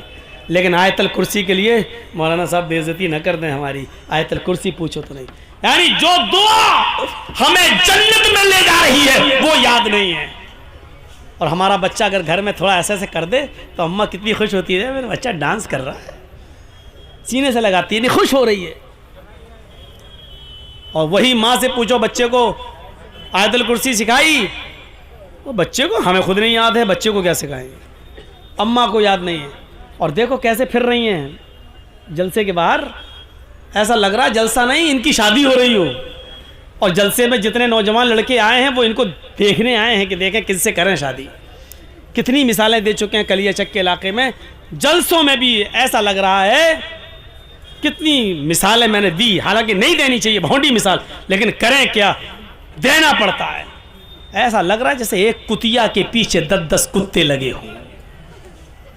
अल्लाह की कसम ये हाल है बाप। अभी हम जब आए बाइक पे बैठ के, ऐसे जहां लड़की होंगी वहां जाहिर है शहद होगा और मधुमक्खी ना हो, हैं? लेकिन ये सब सुन और ये सब बातें बताओ तो हंसते हैं आप लोग। ये नहीं सोचते कि घूमने वाली हमारी बहनें हैं। कोई अपनी बहनों पे हंस रहा है। बेगैरती इस हद तक हो चुकी है हमारी समाज की कि हमारी बहन, अरे हम आए हैं गांव के तो क्या हमारी बहनें नहीं आई हैं? हमारी बेटियां, हमारी बहनें घूम रही हैं लिपस्टिक लगा लगा के सड़कों पर मर्दों के शाना बशाना खड़ी हैं और हम हंस रहे हैं। कोई अपनी बहनों की ओरियानियत और बेपर्दगी पर हंसता है। और अगर बेशर्मी हमारी इस हद तक बढ़ गई है कि अपनी बहनों की ओरियानियत और बेपर्दगी पर मौलाना जर्जीज की बातें सुनकर हंस रहे हैं, तो समझ लो ये कौम मर चुकी है, आईसीयू पर लेटी हुई है। इस कौम के अंदर रूह बाकी नहीं है, ये सिर्फ आईसीयू पर लेटी हुई कौम है। डॉक्टर कभी भी इस कौम को मरा हुआ घोषित कर सकता है कि मर चुकी है कौम। यह कौम मुर्दा हो चुकी है। जलसों में, जलसों के नाम पर जमा की हुई भीड़ में लड़कियों और औरतों के लिए बाजार बंद नहीं कराए जा सकते हैं। और जलसों में भी लड़कियां और औरतें शॉपिंग करती हुई नजर आए तो रूह निकल चुकी है इस कौम के अंदर से। मौलाना जर्जीस मुर्दों से बातें कर रहा है, कब्रिस्तान में पड़ी हुई लाशों से बातें कर रहा है। किसी सिद्दा जावेद कौम से मुखातब नहीं है, किसी बारूह कौम से मुखातब नहीं है, एक ऐसे नौजवान तबके से मुखातब है जिसके अंदर से रूह निकल चुकी है, ईमान की रूह निकल चुकी है, दयानतदारी की रूह निकल चुकी है, हया और शर्म की रूह निकल चुकी है। एक बेशरम समाज, एक बेशरम कौम से हम मुखातब होकर गुफ्तगू कर रहे हैं। एक मरी हुई लाश और मरी हुई कौम से हम आज खिताब कर रहे हैं। यह एहसास लेकर यहां से उठिए। आज मैंने मौलाना अबुल कलाम आजाद वाले जुमले दोहराए। एक मरी हुई कौम से मुखातब है, मरी हुई कौम से। किसकी बहनें हैं बाहर घूम रही हैं, सरों पर दुपट्टे तक नहीं है और जलसों में आ रही हो तो लिपस्टिक का क्या मामला बताइए किसको दिखा रही हो? चिपके हुए कपड़े और चिपकी हुई लेगी, पैरों से चिपके हुए कपड़े किसके लिए? हमारी बहनें हैं और हमारी बेटियां हैं, हमारी बीवियां हैं। ऐसे ही कहा था अल्लाह के रसूल ने दयूस। बार बार दोहराऊं, दयूस किसको कहते हैं? कितनी बार बताया जाए? जिसकी बहन, जिसकी बीवी, जिसकी मां, जिसकी बेटी बेपर्दा घूमती है वो भड़ुआ है। नहीं बोलूंगा दयूस, क्या कर लेंगे आप, मैं भड़ुआ बोलूंगा।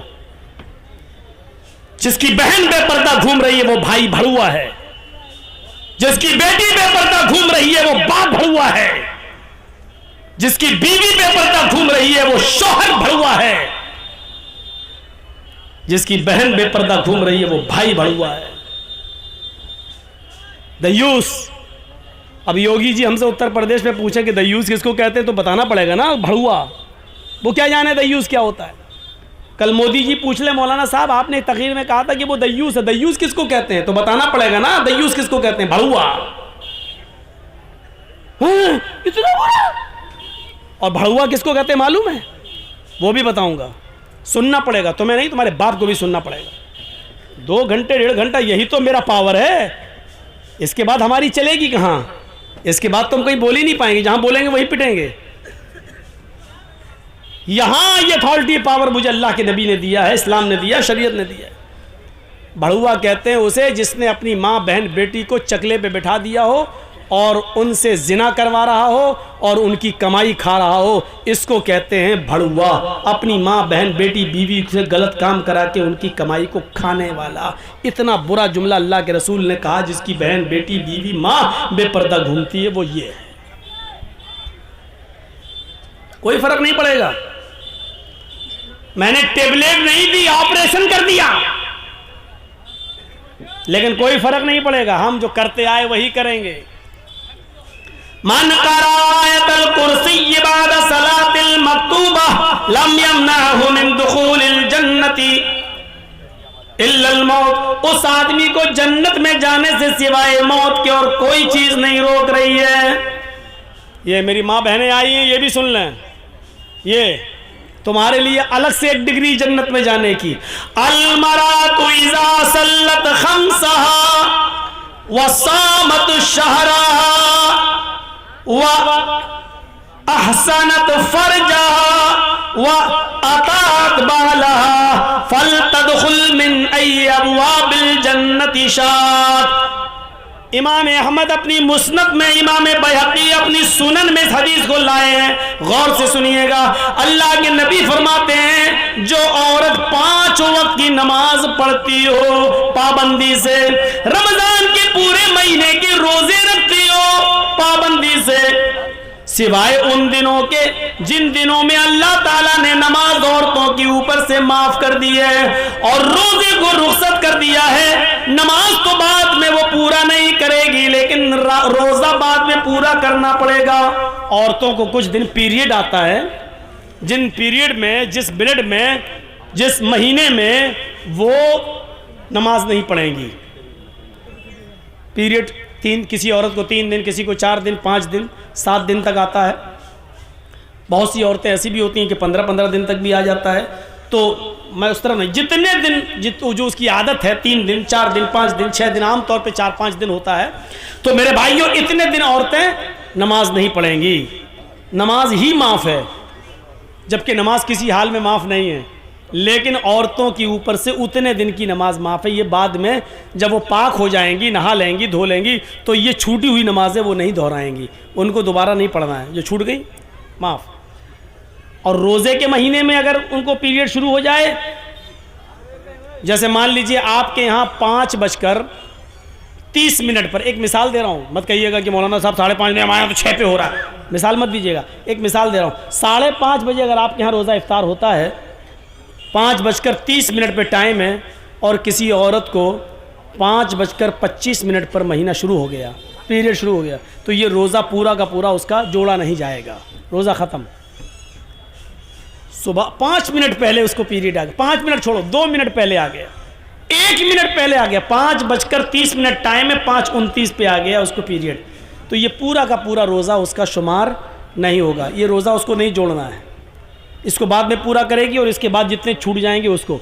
लेकिन सुबह से शाम तक जो भूखी प्यासी रही, इसका सवाब अल्लाह उसको देगा। ऐसा नहीं कि उसको महरूम कर देगा, सवाब मिलेगा उसको, लेकिन रोज़ा नहीं जोड़ा जाएगा। रोज़ा बाद में पूरा करेगी और जितने रोज़े छूटेंगे इसके अलावा वो भी। तो जो औरत 5 वक्त की नमाज पढ़ती हो और रमज़ान के पूरे महीने के रोज़े रखती हो, वह अहसनत फरजा, और अपनी शर्मगाह की हिफाजत करती हो। शर्मगाह की मैंने बता दिया, शर्मगाह की हिफाजत के 2 माना। एक तो यह है कि कोई औरत अपने शौहर के अलावा किसी और की तरफ नज़र न डाले, किसी औरत किसी दूसरे की शर्मगाह को हासिल न करे। और शर्मगाह का एक दूसरा माना हिफाजत का, मोटे कपड़े, गाढ़े कपड़े, ढीले ढाले कपड़े वो अपने जिस्म पर पहने, जिससे उसके जिस्म का नशेब व फराज और उतार चढ़ाव दिखाई न दे। वो अताअत बालहा, और अपने शौहर की इताअत करती हो। शौहर की इताअत में बहुत सी चीजें शामिल हैं। शौहर की इताअत में एक बात याद रखिएगा, आप किसी औरत से निकाह करके अपने घर लाए, आप अपने कपड़े बीवी को दे दीजिए और बीवी आपके कपड़े धुल देगी, आपके लिए खाना वाना पका देगी, आपके सर में तेल डाल देगी। ये जिम्मेदारी है औरत की। हज़रत आयशा अल्लाह के नबी सल्लल्लाहु अलैहि वसल्लम के सर में तेल उस वक्त भी डालती थी जब अल्लाह के रसूल एतिकाफ में बैठते थे और अपना सर हुजरे में कर लेते थे। तो हज़रत आयशा अल्लाह के रसूल के सर में रोज़े की हालत में भी तेल डाल देती थी, कंघी कर देती थी, वुजू के लिए पानी भर के दे देती थी, गुस्ल के लिए पानी गुस्ल खाने में या कहीं जहां नहाते थे वहां रख दिया करती थी। पता ये चला कि कंघी कर देना, शौहर के सर में तेल डाल देना, शौहर के लिए पानी गर्म कर देना या पानी गुस्ल खाने में रख देना, टॉवल वगैरह रख देना, लुंगी वगैरह रख देना कि नहाकर मेरे हस्बैंड चेंज करेंगे, ये सारी चीजें औरत की जिम्मेदारी में शामिल हैं और शौहर की इताअत में शामिल हैं। लेकिन इसके बाद, इसके अलावा अब आप चाहें कि मेरे कपड़े के साथ साथ मेरी अम्मा के भी कपड़े धोए, मेरे बाप के भी कपड़े धोए, मेरी बहनों के भी कपड़े धोए और मेरे जितने भाई हैं उनके भी कपड़े धोए, तो माफ कीजिएगा वो आपकी बीवी है, आपकी नौकरानी नहीं है। शरीयत ने उसको इस बात का मुकल्लफ नहीं किया है। प्यार से चाहो तो कुछ भी काम ले लो औरत से, लेकिन अगर आप हुक्म चला कर लोगे तो सुन लो, शरीयत ने ससुर के कपड़े धोना औरत पर की जिम्मेदारी में शामिल नहीं किया है, सास के कपड़े धोना जिम्मेदारी में शामिल नहीं किया है। वो तुम्हारे बच्चे को दूध पिला देती है, ये भी बहुत बड़ी बात है। अगर वो चाहे तो तुमसे दूध पिलाने का पैसा भी ले सकती है। बेटा तुम्हारा, बच्चा तुम्हारा, हम दूध पिला रहे हैं तो हमें पैसा दो, इतना महीना दो, और आपको देना पड़ेगा। मौलाना साहब ये क्या मुसीबत खड़ी कर रहे हो, हमारी तो वैसे भी नहीं बनती अपनी बीवी से, तुम और कहते रहो, सुन के जाएगी तो कल। पूरा खर्चा अगर आप अपनी बीवी को नहीं देते हैं तो बीवी को इजाज़त है कि वो आपकी पैंट की जेब में से उतना ले सकती है जितने में उसका और उसके बच्चों का खर्चा चल सके। आपको बताए नहीं, इसको चोरी में शुमार नहीं किया जाएगा, वो चोर नहीं लिखी जाएगी। डरो मत। ये मसला जिस जगह मैंने बताया था ना, वहाँ मेरी भी बीवी गई हुई थी सुनने, दूसरे दिन मेरी जेब से 5000 गायब हुए थे। कोई बड़ी बात नहीं, लेकिन औरतों में कमी होती है। इजाज़त दो 2 रुपए की तो निकाल लेती है 200 रुपये, और फिर हिसाब जुड़ा देंगे, इतने में तेल आया, इतने में मसाला आया, इतने में चादर, इतने में तकिया, इतने में ये, वो सब हिसाब जुड़ा देंगे। और अभी भी आपसे कहेंगे अभी हुआ क्या, 2 रुपए की जगह 200 ले लिए, कहें अभी हुआ क्या, मेरी पॉन्ड्स नहीं आई, अभी फेयर एंड लवली बाकी है, अभी तो मेकअप का सामान बाकी है, वो और दो, हिसाब और जुड़ा देंगे। शौहरों की खिदमत और इताअत ये शामिल है, करेगी। आजकल तो तारीफ ही नहीं करती औरतें। शौहर कहते कितना अच्छा होगा, तुम क्या जानो, मैं भुगत रही हूं, मैं जानती हूं कि तुम जानते हो। देखा ना, एक पीर साहब थे बेचारे, वो अपनी बीवी से बार बार कहते थे मैं पीर हूं, लोग कितनी इज्जत करते हैं मेरी, और उनकी बीवी कहती भाग तेरे जैसे 336 पीर रोज देखती हूं मैं। बीवी पीर ही नहीं मान रही है। एक दिन बीवी ने पता नहीं हवा में किसी को उड़ते हुए देख लिया, कहता देखो पीर बने फिरते हैं। पीर तो वो था जो हवा में आज मैंने उड़ते हुए देखा, हवा में मुसल्ला था, हवा में मुसल्ले पे खड़ा था, हवा में नमाज पढ़ता हुआ जा रहा था। अब ये शौहर को चर्राया, है देखा तुमने, हवा में उड़ते हुए देखा, हाँ नमाज पढ़ रहा था ना, हाँ मुसल्ले पे खड़ा था ना, हाँ अरे वो मैं ही तो था। बीवी बोली हैं तुम थे, कहाँ, हाँ मुझे डाउट हुआ, कुछ लग रहा था तुम थे। कहा क्या मतलब, कहा इसीलिए टेढ़े टेढ़े उड़ रहे थे, सीधे नहीं उड़ रहे थे। फिर कमी निकाल दी, जब सुना कि मेरा शौहर है तो कमी निकाल दी। पीर तो वो है जो आज उड़ रहा था, जब सुना वो मेरा ही आदमी है तो कहा हाँ टेढ़े टेढ़े उड़ रहे थे, कमी निकाल दी। ये हाल। एक पीर साहब को उसके मुरीद ने सपने में देखा, मुरीद ने, मेरे पीर साहब जन्नत में टहल रहे हैं, घूम रहे हैं, दूध की नहर, शहद की नहर, जन्नत की हूरों के बीच में बैठे हुए हैं, एक हूर अपनी तरफ खींच रही, दूसरी हूर अपनी तरफ, आओ आओ आओ मेरे पास आओ। आँख खुल गई, सुबह फजर की नमाज पढ़ी, फजर की नमाज पढ़ के जाने लगे, चलो अपने पीर साहब को खुशखबरी दें, कितने अच्छे हो, खुश नसीब हो, जन्नत में मैंने तुम्हें देखा। जैसे ही घर गए, दरवाज़ा खटखटाने से पहले देख रहे हैं कि दरवाजे के अंदर आवाज़ आ रही है, तड़ा तड़ तड़ा तड़ मारपीट की आवाज़ चल रही है। उनने ज़रा खिड़की के सांस से झांक के देखा तो क्या देखते हैं कि पीर साहब की बीवी झाड़ू से पीट रही है पीर को। ये बेचारा परेशान, मैंने तो कल ख्वाब में जन्नत में देखा, यहाँ तो बहुत बुरा हाल है हमारे पीर साहब का। अब वो जाने लगा, इतने में पीर साहब बाहर निकले, कहते ए इधर आओ भाई। वो आया, भाई कैसे आए थे? कहा कुछ नहीं, मैं जा रहा हूँ यार, जिस काम से आए थे वो काम हुआ ही नहीं मेरा, जा रहा हूँ मैं। नहीं तुम्हें बताना पड़ेगा, किसी काम से आए थे? अरे वो काम आपके बस का नहीं है, मुझे जाने दीजिए भाई। कहा नहीं आप काम बताओ, मैं पीर हूँ, मेरे बस का काम नहीं है। कहा अरे भाई नहीं है यार आपके बस का। कहा बता रहे हो कि नहीं बता रहे हो? कहा कि आप मजबूर कर रहे हैं तो सुनो, कल मैंने रात में ख्वाब में देखा आपको कि आप जन्नत में घूम रहे हैं, जन्नत में टहल रहे हैं, तरह तरह की नियामतें आपके पास मौजूद हैं, और जन्नत की 70-70 हूरों के बीच में आप बैठे हैं, वो खींच रही पहले मेरे पास, वो खींच रही मेरे पास। ये नक्शा देखकर मुझे रश्क आ गया, मैं आपको मुबारकबाद देने आया कि चलो अपने पीर को खुशखबरी सुनाऊं। तो देख रहा हूं कि क्या खुशखबरी सुनाऊं, जो जन्नत में कल आराम से टहल रहा था वो बीवी के हाथ से पिट रहा है, यहां पर स्वागत हो रहा है चप्पल झाड़ू से। पीर साहब बोले मेरे भाई तूने जन्नत में जो देखा है कल रात में ख्वाब में, वो बिल्कुल ठीक देखा है, वो मैं ही था। आप थे, अब भी बोल रहा मैं था, खास थे तुम तो घर में पिट रहे। पीर साहब ने कहा पिट रहे ना, तुम्हें यह नहीं मालूम कि अल्लाह ने मुझे जन्नत दी क्यों है? तुमने जो रात में जो जन्नत देखी है, जन्नत में मुझे देखा है, वो सही देखा, लेकिन अल्लाह ताला ने जन्नत हमें दी कैसे वो तो पता लगाओ। कहा कैसे? कहा मैं, तुम तो आज देखे हो, मैं तो 18 साल से अपनी बीवी की झाड़ू से रोज पिटता हूं, रोज पिट रहा हूं, और अपनी बीवी की मार खाने पर जो हमने सब्र किया है, अल्लाह ने सब्र के बदले में हमें जन्नत दी है। मुरीद कहता है अच्छा अच्छा ठीक है भाई साहब, आप सब्र ही करते रहिए, जन्नत में जाइए, एक औरत से पिटिए, 70 औरत हूरें तुम्हें मिलेंगी, मैं जा रहा हूँ। तो ये औरतों का मैं ये वाक़या बता रहा हूँ, ये वाक़या हकीकत में लिखा हुआ है किताब में, हालांकि फ़र्ज़ी होगा, जिसने भी लिखा उसने कोई हवाला तो दिया नहीं है, लेकिन मैं ये बताना चाहता हूँ, उसने सिर्फ औरतों के बारे में बताना चाहा कि औरतें आज शौहरों पर इतना जुल्म करती हैं, इतना ये बताना चाह रहा था वो। लेकिन मुझे मालूम है कि फ़र्ज़ी होगा, क्योंकि बीवी से ज़्यादा ये, लेकिन ये सच्चाई है कि बीवी से ज़्यादा शौहर के हालात कोई नहीं जानता। आपकी कमज़ोरी क्या आपकी बीवी जानती होगी।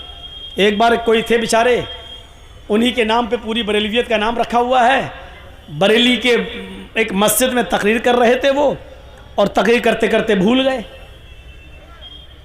अब बड़ी बदनामी होगी, इतने बड़े मौलाना भूल कैसे गए? तो ऐसे कहने लगे चल हट दूर दूर हट दूर। अब तकरीर ख़त्म करने के बाद जब हटे तो लोगों ने पूछा ये क्या हो गया था मौलाना साहब हजरत? वो बोले साहब खाने काबा में कुत्ता घुस गया था, उसको भगा रहा था। बैठे बरेली में, और कुत्ता कहाँ का भगा रहे हैं?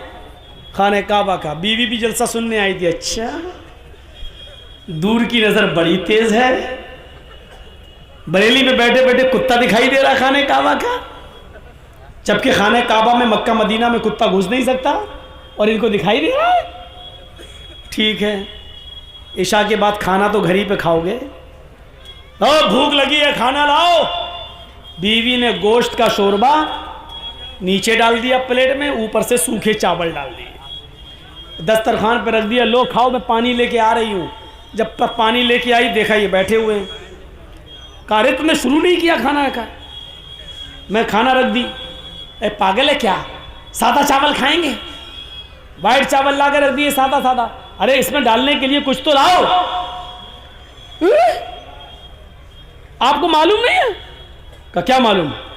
ओह अभी तो 1-2 घंटे पहले मगरिब के बाद अभी तो कुत्ता भगा रहे थे खाने काबा का, इतने दूर का कुत्ता दिखाई दे रहा था, और इस चावल के नीचे गोश्त और शोरबा मैंने पहले डाल दिया, वो दिख ही नहीं रहा तुम्हें? कुत्ता दिखाई दे रहा है, चावल का शोरबा नहीं दिखाई दे रहा है जो नीचे डाला।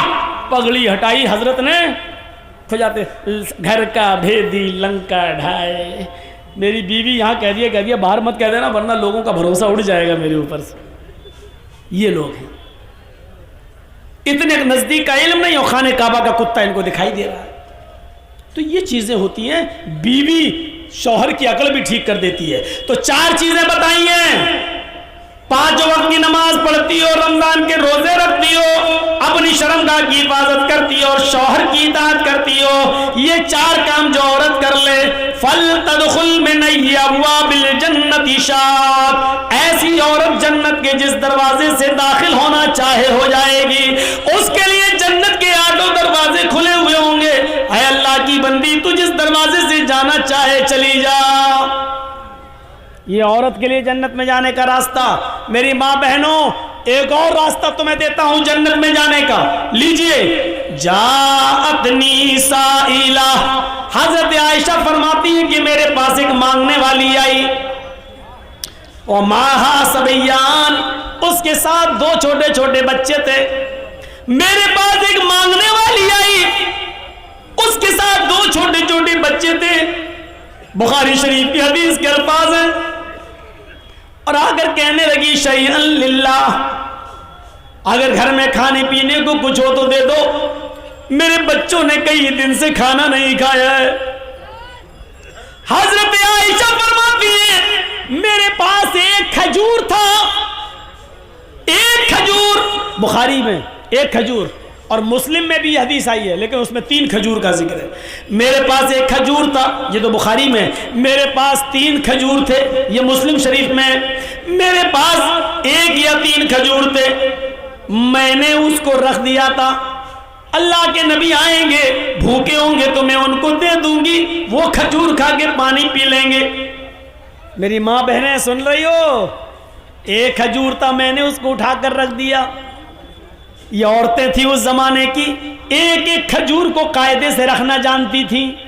तुम तो अपने जहेज के बर्तन नहीं रख पाती हो, अपने माँ की तरफ से मिला हुआ सामान भी हिफाजत नहीं कर पाती हो।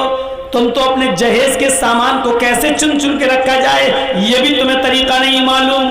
1 खजूर, अम्मी आयशा कहती है कि मैंने उसको अल्लाह के नबी के लिए रख दिया था। शौहर की तलब देखिए, शौहर की खिदमत देखिए, खुद नहीं खा रही है, भूखी है, लेकिन शौहर की पहले फिक्र हो रही है। वो खजूर मैंने उठाई और वो खजूर उठाकर मैंने उस औरत को दे दिया। ले, मेरे पास इस खजूर के अलावा कुछ नहीं है। ये वाकया सुन लीजिए मेरे भाइयों, बड़ा दिलचस्प है। जैसी उस मांगने वाली को मैंने वो खजूर दिए, उस मांगने वाली ने अपने दोनों छोटे छोटे बच्चों के सर पे हाथ रखा और उस खजूर के 2 टुकड़े कर दिए, बीच से गुठली निकाली और गुठली को फेंक दिया और उस खजूर के 2 टुकड़े कर दिए। एक आधा टुकड़ा इस बच्चे को दे दिया और आधा इस बच्चे को दे दिया। बुखारी शरीफ के अल्फाज, खुद कुछ नहीं खाई, उन बच्चों को पानी पिलाती है और खुद पानी पीती है और चल देती है। लेकिन रुकिए थोड़ा, ये तो बुखारी से मैंने बता दिया, थोड़ा सा सब्र कीजिए, मुस्लिम का भी बता दूं।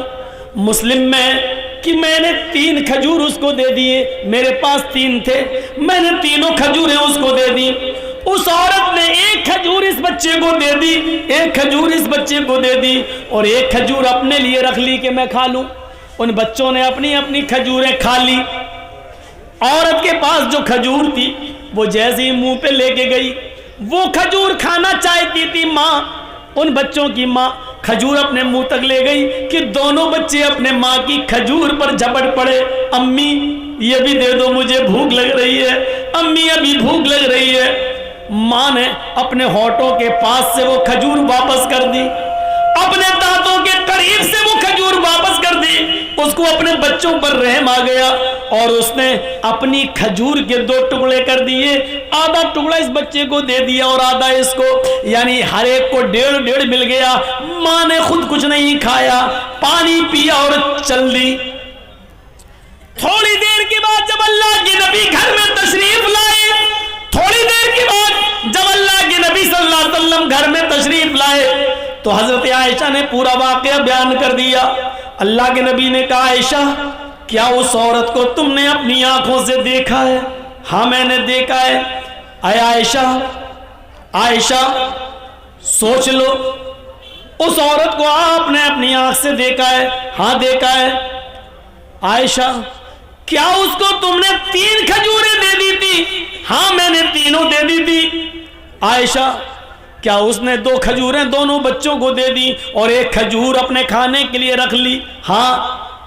बच्चे उसकी खजूर पर झपट पड़े। हाँ, उस औरत ने अपने खजूर के भी 2 टुकड़े कर दिए और आधी आधी अपने बच्चों को दे दी। हाँ, आयशा क्या उस औरत ने खुद कुछ नहीं खाया?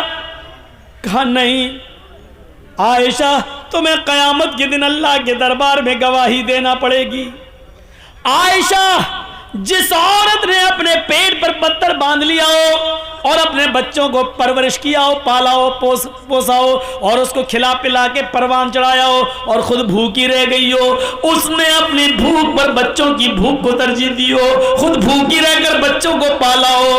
आयशा वजबत अलैहल जन्ना, वजबत अलैहल जन्ना, वजबत अलैहल जन्ना। उस औरत ने जन्नत वाजिब कर ली, उस औरत ने जन्नत वाजिब कर ली। वो औरत जन्नती है, वो औरत जन्नती है। मेरी माँ बहनों, तुम्हारे पेट में लड़की है, तुमने अल्ट्रासाउंड में चेक कराया और पता चला कि लड़की है, तुम तो अपने पेटों के बच्चों को मार डालती हो।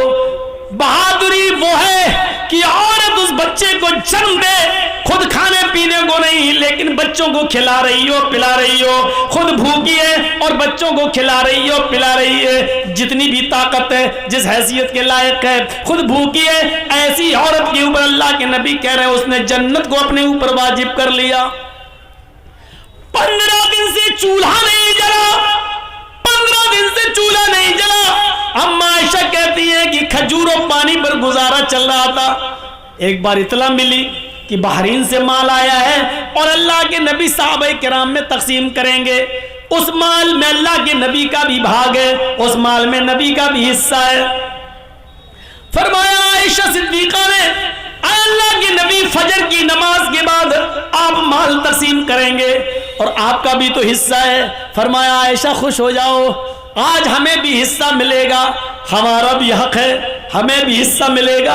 आज चूल्हा संभाल लो, लकड़ियां रख लो चूल्हे में, आज हमारे घर में भी गोश्त पकेगा। 15 दिन से चूल्हा नहीं जला, आज हमारे इधर भी अच्छा खाना बनेगा। हजरत आयशा फरमाती है कि इधर अल्लाह के नबी फजर की नमाज पढ़ाने के लिए घर से बाहर निकलते हैं, हुजरे में जाते हैं, और इधर मैंने फजर की नमाज पढ़ने के बाद चूल्हा संभाल लिया, उसको पोत लिया और उसमें लकड़ियां रख दी कि अल्लाह के नबी जब अपना हिस्सा लेकर आएंगे तो आज मेरे घर में भी चूल्हा जलेगा। तकरीबन आज के टाइम के लिहाज से 10 या 11 बजे के आसपास इतना माल आया था बहरीन से कि वो माल तकसीम करते करते सहाबाए किराम को देते देते सुबह हो गई, 9-10 बज गए, चाश्त का इशराक का वक्त हो गया, 11 बजे के आसपास का टाइम हो गया। सबके हिस्से दे दिए। अल्लाह के नबी को भी 2 थैले भर भर के मिल गए। एक आपने इस हाथ से पकड़ा, दूसरा थैला आपने दूसरे हाथ में लिया। आपने अपने दोनों थैलों को उठाया और लेके चल दिए। आप जैसे ही चले, जैसे ही चले निकले, अल्लाह के नबी सल्लल्लाहु अलैहि वसल्लम अपने घर की तरफ रवा दवा हैं, जा रहे हैं। घर आने ही वाला है कि अचानक 2 छोटे छोटे मासूम बच्चों ने मोहम्मदुर रसूलुल्लाह का हाथ पकड़ लिया। दाएं देखा तो 7 साल का बच्चा, बाएं देखा तो 9 साल का बच्चा। दाएं देखा उसने ये थैला पकड़ लिया, बाएं देखा तो उसने दूसरा थैला पकड़ लिया। दाएं नजर डाली, 7 साल का बच्चा कहता है अल्लाह के नबी मेरे बाप नहीं है, इंतकाल हो गया है और मेरी माँ ने दूसरी शादी कर ली है, मेरा दूसरा बाप आया वो मुझे अपना बेटा नहीं मानता है। आज 7-8 दिन हो गए, मेरी माँ ने और मेरे बाप ने मुझे रोटी का एक लुकमा नहीं दिया। आपने बाएं नजर डाली तो 9 साल का बच्चा कहता है अल्लाह के रसूल मेरे बाप है लेकिन मेरी माँ नहीं है, मेरे बाप ने दूसरी शादी कर ली, मेरी दूसरी जो माँ आई वो मुझे अपना बेटा नहीं मानती है। एक की माँ नहीं है, एक का बाप नहीं है, एक कह रहा अल्लाह के रसूल मेरे बाप नहीं है, माँ ने दूसरी शादी कर ली, जो आदमी मेरे घर में आया वो बेटा नहीं मानता। दूसरा कहता अल्लाह के रसूल मेरी माँ नहीं है, मेरा बाप है, मेरे बाप ने दूसरी शादी कर ली, मेरी जो दूसरी अम्मी आई वो मुझे अपना बेटा नहीं मानती, मेरे घर में भी 7-8 दिन से चूल्हा नहीं जला। अल्लाह के रसूल की आंखों में आंसू आ गए, ज़ारो कितार रोने लगे। दाएं देखते हैं 7 साल, बाएं देखते हैं 9 साल। आपने ये थैला इस बच्चे को दे दिया, दूसरा थैला आपने दूसरे बच्चे को दे दिया, जाओ ले जाओ। अल्लाह के नबी सल्लल्लाहु अलैहि वसल्लम उन दोनों यतीम बच्चों को घूर घूर कर देखने लगे और वो थैला ले जाकर बड़े खुश थे। एक थैला, दूसरा थैला, दूसरा बच्चा लेके जा रहे हैं और अल्लाह के रसूल इस तरह अपने गाल पर हाथ रखकर देख रहे हैं इन यतीम बच्चों को, और उस वक्त तक देखते रहे, उस वक्त तक नजर डालते रहे जब तक कि ये बच्चे खुद ही नबी की आंखों से ओझल नहीं हो गए, नबी अकरम की आंखों से गायब नहीं हो गए। इस हाल में अल्लाह के नबी फिर दरवाजे को दस्तक देते हैं। हजरत आयशा दौड़ती हुई आती है, अल्लाह के नबी अपना हिस्सा लेकर आ रहे होंगे, दरवाजा खोलती है। अल्लाह के नबी ने कहा अस्सलामु अलैकुम। अम्मी आयशा कहती है वालेकुम अस्सलाम, अंदर आइए। अंदर जाते अल्लाह के नबी तो क्या देखती हैं, अम्मा आयशा जिस खाली हाथ से आप गए थे उसी तरह खाली हाथ लौट आए हैं। आपके हाथ में कोई थैला नहीं, कोई सब्जी नहीं, कोई गोश्त नहीं, कोई आटा नहीं, चावल नहीं, दाल नहीं, कुछ नहीं है नबी अकरम के हाथ में। कहने लगी अय अल्लाह के रसूल, आपने कहा था चूल्हा संभाल लो, संभाल लिया। अय अल्लाह के नबी, आपने कहा था आज मेरे घर में भी चूल्हा जलेगा, मैंने चूल्हे को जलाने का इंतजाम कर लिया, लेकिन आपको देखती हूँ खाली हाथ गए थे और खाली हाथ वापस आ गए। आपने नजरें पलटी, हाँ आयशा सच है, आज मुझे भी 2 थैले मिले थे, मैं अपना हिस्सा लेकर आ रहा था, लेकिन आयशा घर के दरवाजे के बाहर 2 यतीम बच्चों ने मेरा रास्ता रोक लिया। एक की उम्र 7 साल, दूसरे की उम्र 9 साल। आयशा एक की मां नहीं, एक का बाप नहीं। आयशा एक का बाप सोतेला, दूसरे की मां सोतेली। उधर बाप बेटा मानने के लिए तैयार नहीं, उधर सोतेली माँ बेटा मानने के लिए तैयार नहीं। और यतीम बच्चों का पेट उनकी पीठ से चिपक रहा था, भूख की हालत में उनको निढाल कर लिया था। और उन्होंने जब मुझसे कुछ मांगा तो मैंने दोनों थैले एक एक दोनों को दे दिया। अम्मी आयशा कहती हैं आपने कभी कुछ गलत किया ही कहा है जो आज करेंगे, अच्छा किया दे दिया, लेकिन मैं ये नहीं कह रही हूँ कि आपने गलत किया, अच्छा किया दिया, लेकिन अल्लाह के रसूल 2 मुट्ठी इस थैले में से निकाल लेते और 2 मुट्ठी अनाज इस थैले में से निकाल लेते, मैं चक्की पर पीस देती, आज घर का गुजर बसर चल जाता। एक रोटी आप खा लेते, एक रोटी मैं खा लेती। अल्लाह के नबी इतना तो आप निकाल सकते थे। फरमाया आयशा तुम सही कह रही हो, इतना मैं निकाल सकता था, मैंने सोचा भी था कि 2 मुट्ठी इसमें से निकाल लूं, 2 मुट्ठी इसमें से निकाल लूं, लेकिन आयशा जब उन यतीम बच्चों के चेहरों पे नजर पड़ी तो मेरी हिम्मत को, मेरे दिल को गवारा ना हुआ कि इन यतीम बच्चों का कोई हक मारूं, मैंने दोनों को दे दिया। आयशा यतीमी हमने देखी है, तुमने नहीं देखी, इन जुमलों पे गौर करो। आयशा यतीमी मैंने देखी है, तुमने नहीं देखी, तुम्हारे तो बाप अभी भी जिंदा है, तुम्हारी माँ तो अभी भी जिंदा है, तुम यतीम नहीं हो, यतीमी का दर्द मैंने देखा है। आयशा यतीमों की कंडीशन मुझसे ज्यादा कौन जानता होगा। आयशा मैं जब पैदा हुआ, पैदा होने से 2 महीने पहले मैंने बाप को खो दिया, मेरा बाप मेरे पैदा होने से 2 महीने पहले ही मुझे छोड़ के चला गया। मैं पैदा हुआ तो यतीम बनकर दुनिया में मैंने आंखें खोली तो यतीमी की हालत में, मेरे बाप इस दुनिया में मौजूद नहीं थे। और जब मेरी उम्र 6 साल की हुई, मेरी माँ मुझे अपनी माँ यानी नानी के घर लेके गई। जब मैं मदीना से यसरफ से लौट के आ रहा था, 6 साल की उम्र थी, तो मकामे अबुआ पर मेरी माँ पहुंची जो मक्के आ रही थी। रास्ते में मकामे अबुआ पर पहुंची और कहती है बेटे तुम बार बार अब्बू को पूछते हो, अब्बू अब्बू, सबके अब्बू है, मेरे अब्बू कहाँ हैं? आओ आज मैं तुम्हें तुम्हारे अब्बू को दिखाती हूँ। मेरी माँ मुझे मेरे बाप की कब्र पर ले गई। आयशा अपनी आंखों से मुझे मेरे बाप की कब्र दिखाई और खुद फूट फूट के रोने लगी। मैं भी अपने बाप की कब्र को खोद नहीं सकता था, उसका चेहरा नहीं देख सकता था। मैं अपने बाप की जुदाई में रो रहा था। पीछे पलट के देखता हूं तो मेरी माँ बेहोश पड़ी है। जब मैं अपने माँ के सीने पर बैठ गया, उठाने लगा अम्मी अम्मी, तो मेरी माँ उठने की पोजीशन में नहीं थी। मेरी माँ की रूह कब से उस शरीर से परवाज हो चुकी थी। जहां बाप की कब्र देख रहा हूं और उसी जगह मैंने अपनी माँ को भी खो दिया हो। आयशा 6 साल की उम्र में मेरी माँ भी मुझे छोड़ के चली गई। जब मैं 8 साल का हुआ तो मेरा दादा भी मुझे छोड़ के चला गया। यतीमी हमने देखी है, तुमने नहीं देखी। आयशा तुम क्या जानो यतीमी का दर्द क्या होता है। आज उन दोनों बच्चों को मैंने थैला दे दिया है। उसके बाद कहते हैं अभी मेरी गुफ्तगू हो ही रही थी, इतने में जोहर की नमाज का वक्त हो जाता है। अल्लाह के नबी मस्जिद में जाते हैं, जोहर की नमाज पढ़ाते हैं। नमाज पढ़ाने के बाद उन 2 यतीम बच्चों की कंडीशन लोगों को बताते हैं जिनको आपने अपना हिस्सा दे दिया था। यतीमों के हुकूक बताते हैं, यतीमों के फजाइल बताते हैं, यतीमों की परवरिश का ऐलान करते हैं। और फिर आपने इतना ज्यादा ऐलान कर दिया, इतना ऐलान कर दिया उसी मस्जिद के अंदर, फरमाया यतीमों को खिलाने वालों, यतीमों को पिलाने वालों, अना व काफिलुल यतीमी फिल जन्नती कहातैन, अना व काफिलुल यतीमी फिल जन्नती कहातैन। लोगों, मैं और यतीम को खिलाने पिलाने वाला मैं, और यतीमों का हक अदा करने वाला मैं, और यतीमों की परवरिश करने वाला, ये दोनों जन्नत में ऐसे रहेंगे जैसे ये दोनों उंगली मिली हुई है। यानी वो मेरा पड़ोसी बनकर रहेगा जन्नत के अंदर, वो मेरा पड़ोसी बनकर रहेगा।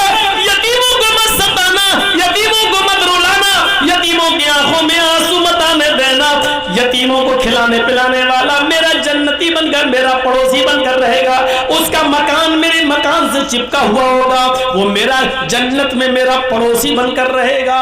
मेरे प्यारे साथियों, मैंने जन्नत का लफ्ज लाकर ये बताना चाहा कि यतीमों को खिलाने पिलाने वाला भी जन्नत में जाएगा। ये जन्नत में जाने वाले रास्ते मैंने आपके सामने बताए हैं। ये जन्नत में जाने वाले रास्ते हैं।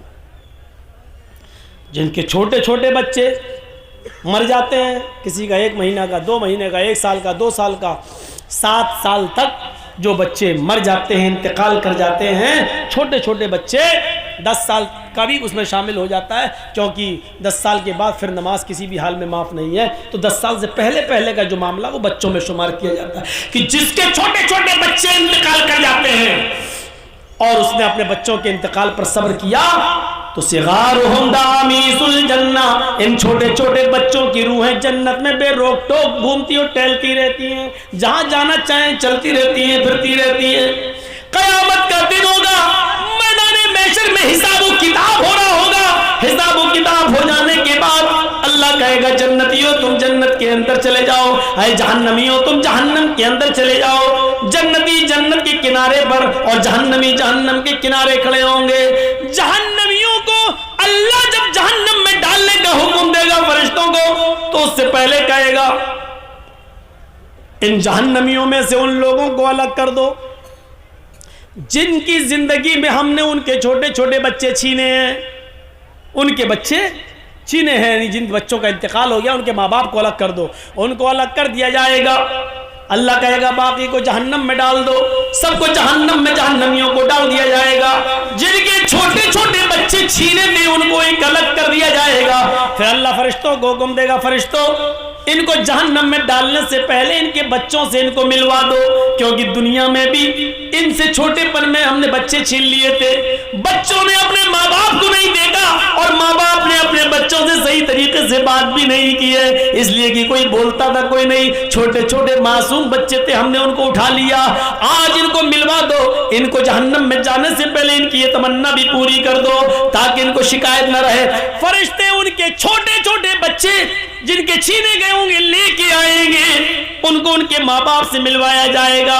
जो बच्चा अपने माँ बाप से मिलेगा उसको पकड़ लेगा और उसको बातें करता होगा, अब्बू अब्बू। अभी दोनों बातें हो रही होंगी, इतने में हुक्म होगा बस टाइम खत्म हो गया, इन बच्चों को छुड़ा लो। आए फरिश्तों को जन्नत में ले जाओ और इनके माँ बाप को जहन्नम में डाल दो। हमने इन बच्चों से माँ बाप मिलवा दिए और माँ बाप को बच्चों से मिलवा दिया ताकि किसी को शिकायत न रहे। इनके माँ बाप को जहन्नम में डाल दो, जैसे अल्लाह ये हुक्म देगा जहन्नम में डाल दो, वैसे वो बच्चे अपने माँ बाप के दामन को पकड़ लेंगे। फयाखुज़ू बिनाहियति सौबी, वो अपने माँ बाप के कपड़े को दामन को पकड़ लेंगे। फलम युफारिकहा, फिर उसको छोड़ने का नाम नहीं लेंगे, उससे अलग नहीं होंगे, उसको छोड़ेंगे नहीं। कहेंगे अल्लाह दुनिया में भी तूने मुझसे दुनिया में भी मेरे माँ बाप से मुझको छीना और आखिरत में भी मुझसे मेरे माँ बाप छीन रहा है। ऐ अल्लाह दुनिया में तूने मुझे छीना माँ बाप से और आखिरत में माँ बाप को छीन रहा है मुझसे। ऐ अल्लाह ये तेरा कैसा इंसाफ है, दुनिया में भी तूने हमें मेरे माँ बाप नहीं दिए और आखिरत में भी मुझे मेरे माँ बाप नहीं दे रहा है। ऐ अल्लाह फिर तो हम बदनसीब हुए कि दुनिया में भी मुझे मेरे माँ बाप नहीं मिले और आखिरत में भी मेरे माँ बाप नहीं मिल रहे हैं। ऐ अल्लाह ऐसा न कर, अल्लाह मेरे माँ बाप को जन्नत में दाखिल कर दे, अल्लाह मेरे माँ बाप को मेरे साथ जन्नत में भेज दे।